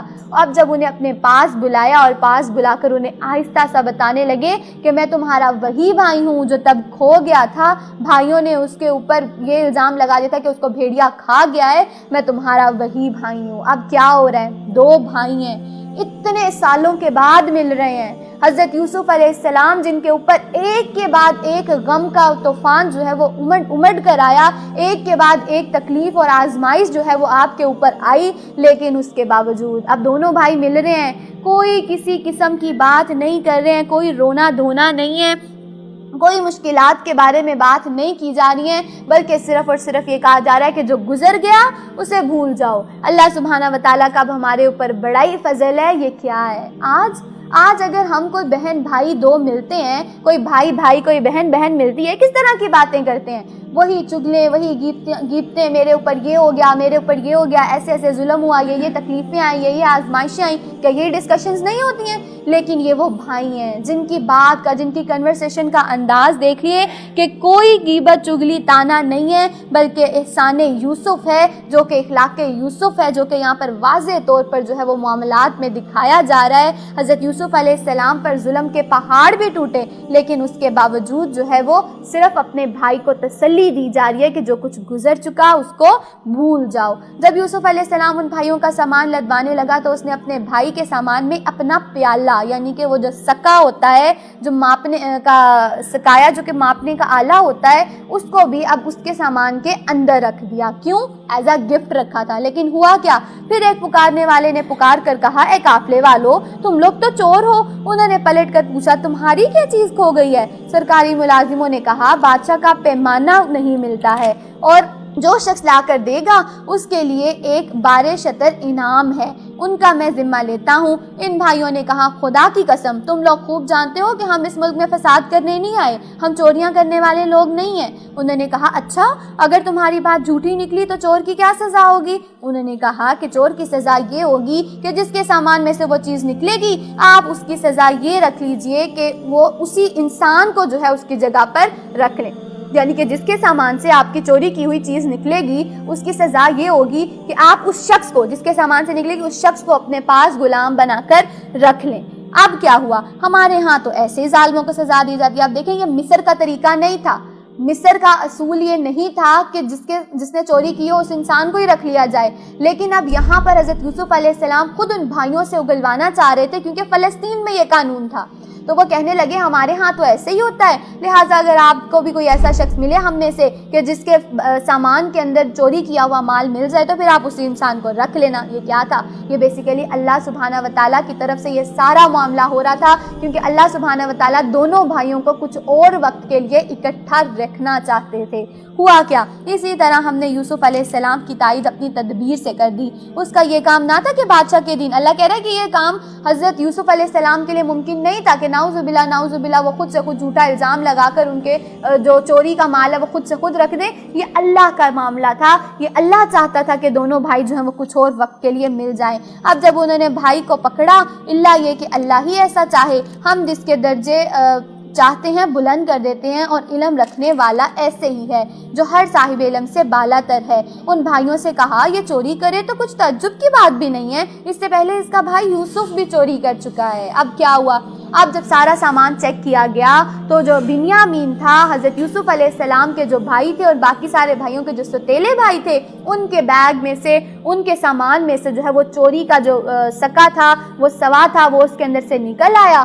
اب اس پر جو ہے نا وہ بھائی پھر سے سب ایک ہی زبان ہو کر کہنے لگے اگر اس نے چوری کیا نا کوئی بڑی بات نہیں ہے، اس سے پہلے اس کے بھائی نے بھی چوری کی تھی۔ یہ کون سی چوری تھی؟ ہمیں پتہ چلتا ہے کہ ایک دفعہ حضرت یوسف علیہ السلام اپنے ننیال میں گئے اور وہاں پہ ان کے نانی کے گھر میں جو تھا وہ سب شرک کرتے تھے، مشرک تھے، تو وہاں پر ایک بت پڑا ہوا تھا۔ لیکن جو انبیاء ہوتے ہیں ان کے اندر بالکل بچپن سے ہی جو ہے ان کے اندر اللہ سبحانہ و تعالیٰ نے شرک کی نفرت ڈال دی ہوتی ہے، وہ سلیم فطرت ہوتے ہیں، اس وجہ سے انہوں نے اس بت کو اپنی جیب میں ڈالا تاکہ جا کر اس کو پھینک سکیں، اس کو ضائع کر سکیں اور وہ اس شرک سے بچ جائیں۔ تو یہ وہ الزام تھا جو کہ فوراً بھائیوں نے جو ہے وہ حضرت یوسف کے بھائی پر بھی لگا دیا۔ لیکن اب حضرت یوسف علیہ السلام کا جو ہے آپ مقام دیکھیں، ان کا صبر دیکھیں، ان کی ٹالرنس دیکھیں، ان کی توکل دیکھیں کہ وہ کیا کہہ رہے ہیں۔ اتنی بڑی بات یوسف علیہ السلام کے سامنے ان کے منہ پہ کہا جا رہا ہے کہ اگر اس نے چوری کیا تو اس کے بھائی نے بھی کی تھی، لیکن اس کے باوجود کیا ہوا؟ یوسف علیہ السلام نے ان کی یہ بات سن کر پی گئے۔ کیا ہے؟ والکاظمین الغیظ، غصہ جتنا بھی آیا اس سارے کے سارے غصے کو پی گئے۔ حقیقت ان پر نہ کھلی، بس اتنا کہہ رہ گیا کہ بڑے ہی بڑے ہو تم، بڑے ہی برے ہو تم لوگ، میرے منہ در منہ مجھ پر جو الزام تم لگا رہے ہو اس کی حقیقت خدا خوب جانتا ہے۔ انہوں نے کہا اے سردار ذی اقتدار، اس کا باپ بہت بڑا آدمی ہے، اس کی جگہ آپ ہم نے رکھ لیجئے، ہم آپ کو بڑا ہی نیک نفس انسان پاتے ہیں۔ یوسف علیہ السلام نے کہا پناہ خدا، دوسرے کسی شخص کو ہم کیسے رکھ سکتے ہیں جس کے پاس ہم نے اپنا مال ہی نہ پایا ہو؟ اس کو چھوڑ کر دوسرے کو رکھیں گے تو ہم ظالم ہوں گے۔ اب وہ بھائی کہنے لگے کہ دیکھیں ہم تو پہلے بڑی منتیں سماجتیں کر کے اپنے بھائی کو جو ہے اپنے باپ کو منا کر اس کو لے کر آئے ہیں، اس کو آپ ہمارے ساتھ جانے دیں، باقی ہم 11 بھائیوں میں سے کسی کو بھی آپ اپنے پاس رکھ لیں۔ لیکن وہ کہنے لگے کہ ہمارے تو یہ قانون میں ہی نہیں ہے، ہم ایسا ظلم نہیں کریں گے، جس نے قصور کیا ہے اسی کو ہی رکھا جائے گا۔ جب وہ یوسف علیہ السلام سے مایوس ہو گئے تو ایک گوشے میں جا کر آپس میں مشورہ کرنے لگے۔ ان میں جو سب سے بڑا تھا وہ بولا تم جانتے نہیں ہو کہ تمہارے والد تم سے خدا کے نام پر کیا عہد و پیمان لے چکے ہیں، اور اس سے پہلے یوسف کے معاملے میں جو زیادتی تم کر چکے ہو وہ بھی تم کو۔ اب بھائی کچھ نہ کچھ بدل رہے ہیں، بھائیوں کا دل اب بدل رہا ہے، اب وہ بھی اس چیز کے اوپر مائل اور قائل ہو رہے ہیں۔ وہ جو والد نے تربیت کی تھی نا، رب کی پہچان کروائی تھی، اب وہ پہچان باہر آ رہی ہے۔ وہ کہہ رہا ہے تمہیں نہیں یاد ہے؟ بڑا بھائی کہہ رہا ہے کہ تم نے تو پہلے اس سے حضرت یوسف علیہ السلام کے معاملے میں بھی کیا کیا تھا، اب اگر بنیامین کو نہ لے کر گئے تو ہمارا جو باپ ہے وہ تو ہم سے بڑا ہی ناراض ہوگا۔ جب تک میں اس وقت تک یہاں سے ہرگز نہ جاؤں گا جب تک میرے والد مجھے اجازت نہ دیں، یا پھر اللہ میرے حق میں کوئی فیصلہ فرما دے کہ وہ سب سے بہتر فیصلہ کرنے والا ہے۔ تم جا کر اپنے والد سے کہو کہ ابا جان آپ کے صاحبزادے نے چوری کی ہے، ہم نے اسے چوری کرتے ہوئے نہیں دیکھا، جو کچھ ہمیں معلوم ہوا بس وہی ہم آپ کو بیان کر رہے ہیں، اور غیب کی نگہبانی تو ہم نہ کر سکتے تھے۔ آپ اس بستی کے لوگوں سے پوچھ لیجئے جہاں یہ لوگ تھا۔ وہ کہنے لگے ہم نے اسے چوری کرتے دیکھا نہیں ہے، لیکن اس کے سامان میں سے چوری کا سامان نکلا، اس وجہ سے اس کو انہوں نے رکھ لیا ہے۔ اب آپ ہی بتا دیں کہ ہم اگلا جو ہے وہ کیا معاملہ کریں گے۔ باپ نے یہ داستان سن کر کہا دراصل تمہارے نفس نے تمہارے لیے ایک اور بڑی بات کو سہل بنا دیا۔ پہلے یوسف علیہ السلام کو مارنا اور اب یہ والا کام، اچھا اس پر بھی میں صبر ہی کروں گا، بخوبی کروں گا، بس صبر جمیل۔ ایک بار پھر سے باپ یہی کہہ رہا ہے کہ میں بس صبر ہی کروں گا، میرا اللہ ہی بہتر جانتا ہے۔ کیا بعید ہے کہ اللہ ان سب کو مجھ سے ملا دے۔ باپ ہے، دور اندیشی کے طور پر کہہ رہے ہیں کہ اللہ سبحانہ و تعالیٰ پر مجھے امید ہے کہ وہ ایک دن مجھے میرے دونوں ہی بیٹوں سے ملوا دے گا۔ وہ سب کچھ جانتا ہے اور اس کے سب کام حکمت پر مبنی ہے۔ پھر وہ ان کی طرف سے منہ پھیر کر بیٹھ گیا اور کہنے لگا، ہائے یوسف۔ وہ دل ہی دل میں غم سے گھٹا جا رہا تھا۔ کون؟ حضرت یعقوب علیہ السلام۔ ان کے اوپر اتنا دکھ، اتنا غم ہے کہ وہ اب اس کو اپنے بیٹے کو یاد کر رہے ہیں۔ ہائے یوسف، ابھی بھی یوسف بھولا نہیں ہے۔ بنیامین اب غائب ہے لیکن ابھی بھی یاد کر رہے ہیں اپنے بیٹے یوسف کو کہ ہائے یوسف، اور ان کی آنکھیں سفید پڑ گئیں۔ بیٹوں نے کہا، خدا را اب تو بس کر دیں، یوسف کو یاد کیے جاتے ہیں۔ نوبت یہ آ گئی کہ اس کے غم میں آپ اپنے آپ کو بھلا دیں گے یا اپنی جان ہی ہلاک کر دیں گے۔ حسد کی جو آگ ہے وہ بھی ابھی بھی پوری طرح سے بجھی نہیں ہے۔ ابھی بھی کہہ رہے ہیں ابا جان بس کر دیں، ابھی بھی اپنے یوسف کو یاد کیے جا رہے ہیں، اور اس کے اندر آپ نے آپ کی جو بینائی ہے وہ چلی گئی ہے، آپ کی آنکھیں سفید ہو گئی ہیں۔ اب آپ کیا ہلاک ہونا چاہتے ہیں؟ اس لیے آپ کیا کریں، اب غم نہ کریں۔ اس پر یعقوب علیہ السلام نے کہا، میں اپنی پریشانی اور اپنے غم کی فریاد اللہ کے سوا کسی سے نہیں، میں صرف اللہ سے ہی تو کہہ رہا ہوں، میں تمہیں کیا ہی کہہ رہا ہوں۔ مجھے میرے اللہ کے سامنے اپنی سارے دکھ اور غم بیان کرنے دو، اور اللہ سے جیسے میں واقف ہوں تم نہیں ہو۔ میرے بچوں، جا کر یوسف اور اس کے بھائی کی کچھ ٹو لگاؤ۔ اب باقی بیٹوں کو کہنے لگے، جا کے ان دونوں کو ڈھونڈو، اللہ کی رحمت سے مایوس نہ ہو۔ ایک بار پھر سے اولاد کو اللہ کی پہچان کروائی جا رہی ہے کہ اللہ کی رحمت سے کبھی مایوس نہیں ہونا، ابھی بھی جا کے دونوں بھائیوں کو ڈھونڈو، وہ مل جائیں گے۔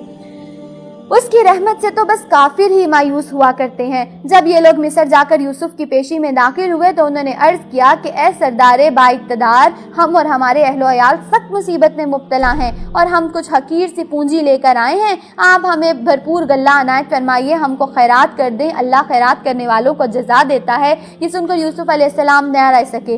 اس نے کہا، تمہیں کچھ یہ معلوم بھی ہے کہ تم نے یوسف اور اس کے بھائی کے ساتھ کیا کیا تھا جبکہ تم نادان تھے؟ اب یوسف علیہ السلام خاموش نہیں رہ سکے۔ اب جب اپنے باپ کا حال سنا کہ وہ کس قدر جو ہے وہ یاد کے اندر، غم اور پریشانی کے اندر ان کی آنکھوں کی بینائی تک بھی چلی گئی ہے، اب خاموش نہیں رہ سکے اور بھائیوں سے سوال کرنے لگے کہ تمہیں وہ وقت یاد نہیں ہے کہ تم نے یوسف کے ساتھ کیا کیا تھا، تم نے اس کے بھائی کے ساتھ کیا کیا ہے؟ اب اس پر وہ جو بھائی تھے نا وہ بڑے حیران ہوئے اور بول اٹھے، تم یوسف ہو؟ وہ پوچھنے لگے کیونکہ انہوں نے پہچانا نہیں تھا۔ اب فوراً سے جب پوچھا کہ یہ تو ہم سے یوسف اور اس کے بھائی کے بارے میں پوچھ رہا ہے، تو جلدی سے پکار اٹھے کہ کیا تم یوسف ہو؟ اب پہلے تو اتنا عرصہ حضرت یوسف علیہ السلام خاموش رہے، لیکن اب بولے تو کیا بول اٹھے کہ کیا تم یوسف ہو؟ اس نے کہا، ہاں میں یوسف ہوں اور یہ میرا بھائی ہے، اللہ نے ہم دونوں پر احسان فرمایا۔ حقیقت یہ ہے کہ اگر کوئی تقوی اور صبر سے کام لے تو اللہ کے ہاں ایسے نیک لوگوں کا اجر مارا نہیں جاتا۔ انہوں نے کہا، باخدا تم کو اللہ نے ہم پر فضیلت بخشی ہے اور واقعی ہم خطا کار تھے۔ بھائیوں نے اب اپنے آپ کو ایکسیپٹ کر لیا کہ واقعی ہم سے غلطی ہوئی تھی، ہم سے ہی یہ کوتاہی ہوئی تھی، اور اللہ سبحانہ و تعالیٰ نے آپ کو تو ایک بہترین فضیلت بخش دیا ہمارے اوپر، اور ہم جو ہیں ہم خطا کار تھے۔ اس نے جواب دیا، آج تم پر کوئی گرفت نہیں ہے، اللہ تمہیں معاف کرے۔ یہ کیا معاملہ تھا؟ لا تثریب علیکم اليوم، یہ بالکل وہی الفاظ ہے جو نبی صلی اللہ علیہ وسلم نے بھی فتح مکہ کے موقع پر فرمائے تھے کہ آج تم پر کوئی پکڑ نہیں ہے، کوئی گرفت نہیں ہے، اللہ ہی صرف تمہیں معاف کرے گا، وہ سب سے بڑھ کر رحم فرمانے والا ہے۔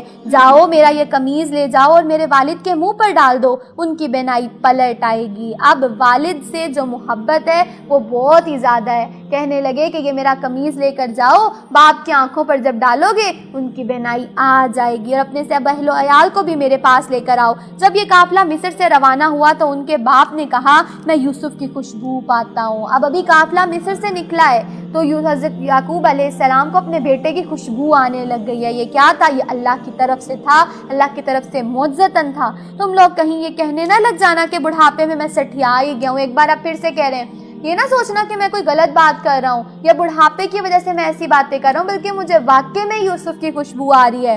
گھر کے لوگ بول اٹھے، خدا کی قسم آپ ابھی تک اپنے اسی پرانے خبط میں پڑے ہوئے ہیں۔ پھر جب خوشخبری لانے والا آیا تو اس نے یوسف علیہ السلام کا قمیض یعقوب علیہ السلام کے منہ پر ڈال دیا اور یکایک ان کی بینائی خود ہی آ گئی، لوٹ آئی، اود آئی۔ یہ کیا تھا؟ یہ اللہ سبحانہ و تعالیٰ کی طرف سے معجزہ تھا۔ اللہ کی طرف سے معجزہ تھا کہ حضرت یوسف علیہ السلام کی قمیض اور ان کی خوشبو سے جب ان کی آنکھوں پر وہ قمیض رکھی گئی تو ان کی بینائی واپس آ گئی۔ تب اس نے کہا، میں تم سے نہ کہتا تھا، کس نے کہا؟ حضرت یعقوب علیہ السلام نے، میں تم سے نہ کہتا تھا کہ میں اللہ کی طرف سے وہ کچھ جانتا ہوں جو تم نہیں جانتے؟ سب بول اٹھے، ابا جان آپ ہمارے گناہوں کو بخشش کے لیے دعا کریں، ہم واقعی خطا کار تھے۔ اب اولاد بدل گئی ہے، جس کو کنٹینیوسلی پیرنٹنگ کی جا رہی تھی، رب کی تعارف جو ہے وہ کروایا جا رہا تھا، اب وہ اولاد بدل گئی ہے، اب اس اولاد کے اندر رب کی پہچان آ گئی ہے۔ اب وہ کہہ رہے ہیں کہ رب ہمارے باپ آپ ہمارے لیے دعا کیجئے کہ رب ہماری خطاؤں کو معاف کر دے۔ اس نے کہا میں اپنے رب سے تمہارے لیے معافی کی درخواست کروں گا، وہ بڑا معاف کرنے والا رحیم ہے۔ اب باپ کہہ رہا ہے، وہ کہہ رہے کہ اچھا تم سے غلطی ہوگی ہے، کوئی بات نہیں، میں اپنے رب سے تمہارے لیے معافی مانگوں گا۔ پھر جب یہ لوگ یوسف کے پاس پہنچے تو ان سے اپنے والدین کے ساتھ بٹھا لیا۔ یہ کیا تھا؟ اتنے مشکل حالات گزرے ہیں، ہر طرح کی پریشانیاں آئی ہیں، لیکن اس کے باوجود والدین کو بھلایا نہیں ہے، اپنے والدین کو یاد رکھا ہے اور پھر اپنے والدین کو اپنے ساتھ بٹھایا ہے۔ کیا سمجھ میں آ رہا ہے؟ جب اس دنیا کی تعلیمات، ماں باپ آپ کے اوپر اتنا زیادہ اپنا وقت، مال، دولت، ہر ہی چیز قربان کرتے ہیں، تو جب کامیابیوں کا مقام آتا ہے، کامیابیاں اور بلندیاں آتی ہیں، اس وقت میں پھر والدین کو بھول نہیں جانا ہے، بلکہ اس وقت میں بھی اپنے والدین کو اپنے ساتھ رکھنا ہے۔ لیکن آج ہمارے ہاں کیا ہوتا ہے؟ اچھا آپ نے ہمیں پڑھا دیا، کون سا ہی ہمارے اوپر کوئی آپ نے احسان کر دیا؟ ہر ماں باپ کرتا ہے، انہیں حقارت کی نگاہوں سے دیکھا جاتا ہے، انہیں کس کس طرح سے برا بھلا کہا جاتا ہے، ان کے ساتھ بد زبانی کی جاتی ہے، اور پھر انہیں اولڈ ہومز اور اولڈ ہاؤسز کے اندر چھوڑ کے آ جایا جاتا ہے کہ اب یہ ہمارے کسی کام کے نہیں رہ گئے ہیں، اب یہ وہاں پر ہی ڈمپ ہو کر پڑے رہیں اور موت آ جائے ان کو۔ اللہ سبحانہ و تعالی ہمیں اپنے والدین کو ہر وقت میں، ہر کامیابی کے اندر اپنے شانہ بشانہ رکھنے کی توفیق دے اور ان کے سارے احسانات کا شکر ادا کرنے کی بھی ہمیں توفیق دے، آمین۔ اور اپنے سب کنبے والوں سے کہا چلو اب شہر میں چلو، اللہ نے چاہا تو امن اور چین سے رہو گے۔ شہر میں داخل ہونے کے بعد اس نے اپنے والدین کو اٹھا کر اپنے پاس تخت پر بٹھایا، سب کے آگے بے اختیار سجدے میں جھک گئے۔ کون؟ سب کے سب حضرت یوسف علیہ السلام کے آگے سجدے میں جھک گئے۔ اب یہ وہ تھا، سب سے پہلے دیکھیں یہ سجدہ کون سا تھا؟ یہ کوئی رب کے سامنے سجدہ نہیں تھا، بلکہ سجدہ تحریمی تھا، ایک عزت کا سجدہ تھا جو کہ تھوڑا سا جھک کر حضرت یوسف علیہ السلام کو کیا گیا تھا۔ دوسری بات یہاں پر یہ کہ یہ وہ اصل حضرت یوسف علیہ السلام کی خواب تھی جو انہوں نے دیکھی تھی، وہ 11 ستاروں والی، سورج اور چاند والی، یہ وہ اصل خواب تھی جس کی تعبیر اب جو ہے وہ سامنے آ گئی کہ وہ سارے کے سارے بھائی، ان کا باپ اور ماں، وہ سب مل کر حضرت یوسف علیہ السلام کے سامنے سجدہ تحریمی پیش کرنے لگے عزت میں، اور یوسف علیہ السلام نے کہا ابا جان یہ ہے میری اس خواب کی تعبیر۔ وہ باپ نے جو کہا تھا نا ابھی کسی کو مت بتانا یہ خواب کی تعبیر، اس بیٹے نے نہیں بتائی۔ یہ فرما بردار بیٹا تھا، اللہ پر توکل کیا، ہر آزمائش سے صبر سے کام لیتا رہا۔ اب وہ اللہ اپنے باپ کو کہہ رہے کہ باپ یہ میرے اسی خواب کی تعبیر ہے جو کہ اب پوری ہو گئی ہے، میرے رب نے اسے حقیقت بنا دیا، اس کا احسان ہے کہ اس نے مجھے قید خانے سے نکالا۔ ابھی بھی اپنے رب کا احسان کا اعتراف کر رہے ہیں، احسان فراموشی نہیں کر رہے ہیں، کوئی غرور تکبر نہیں کر رہے ہیں۔ اور پھر کیا کہہ رہے ہیں؟ آپ لوگوں کو صحرا سے نکال کر مجھ سے ملا دیا، آپ وہ جو اتنے صحرا میں بیٹھے تھے ان کو بھی آپ نے میرے پاس بھیج دیا، اور اب وہ ہے میرے ساتھ بیٹھے ہوئے ہیں۔ حالانکہ شیطان میرے اور میرے بھائیوں کے درمیان فساد ڈال ہی چکا تھا۔ کیا سمجھ میں آیا؟ رحم کے رشتوں کے درمیان فساد کون ڈالتا ہے؟ شیطان۔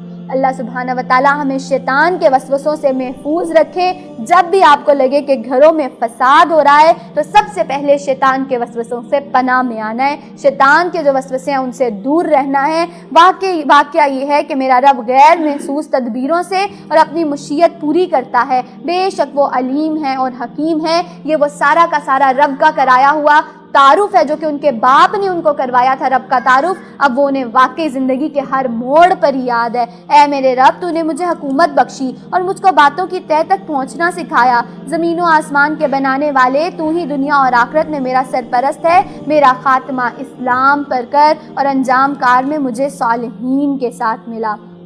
اللہ سبحانہ وتعالی ہمیں بھی اس دعا کو اپنی دعاؤں میں شامل کرنے کی توفیق دے۔ اگلے لوگوں کے لیے ان قصوں میں عقل و ہوش رکھنے والوں کے لیے عبرت ہے، اور جو کچھ قرآن میں بیان کیا جا رہا ہے یہ بناوٹی باتیں نہیں ہیں، بلکہ جو کتابیں اس سے پہلے آئی ہوئی ہیں انہی کی تصدیق ہے، اور ہر چیز کی تفصیل اور ایمان لانے والوں کے لیے ہدایت اور رحمت ہے۔ اللہم نور قلوبنا بالقرآن وزین اخلاقنا بالقرآن وادخلنا الجنت بالقرآن ونجنا من النار بالقرآن۔ اللہ سبحانہ وتعالی اس قرآن کو، اس واقعے کو، اس احسن القصص کو ہمارے لیے ایمان کو بڑھانے کا ذریعہ بنا دے، اسے ہمارے ہدایت اور رحمت کا وسیلہ بنا دے۔ اللہ سبحانہ وتعالی ہمیں بھی ایسے ہی صبر توکل کے ساتھ جمنے اور ڈٹنے کی توفیق دے دیجئے، آمین ثم آمین۔ ربنا لا تزغ قلوبنا بعد إذ هديتنا وهب لنا من لدنك رحمة إنك أنت الوهاب، آمین ثم آمین یا رب العالمین۔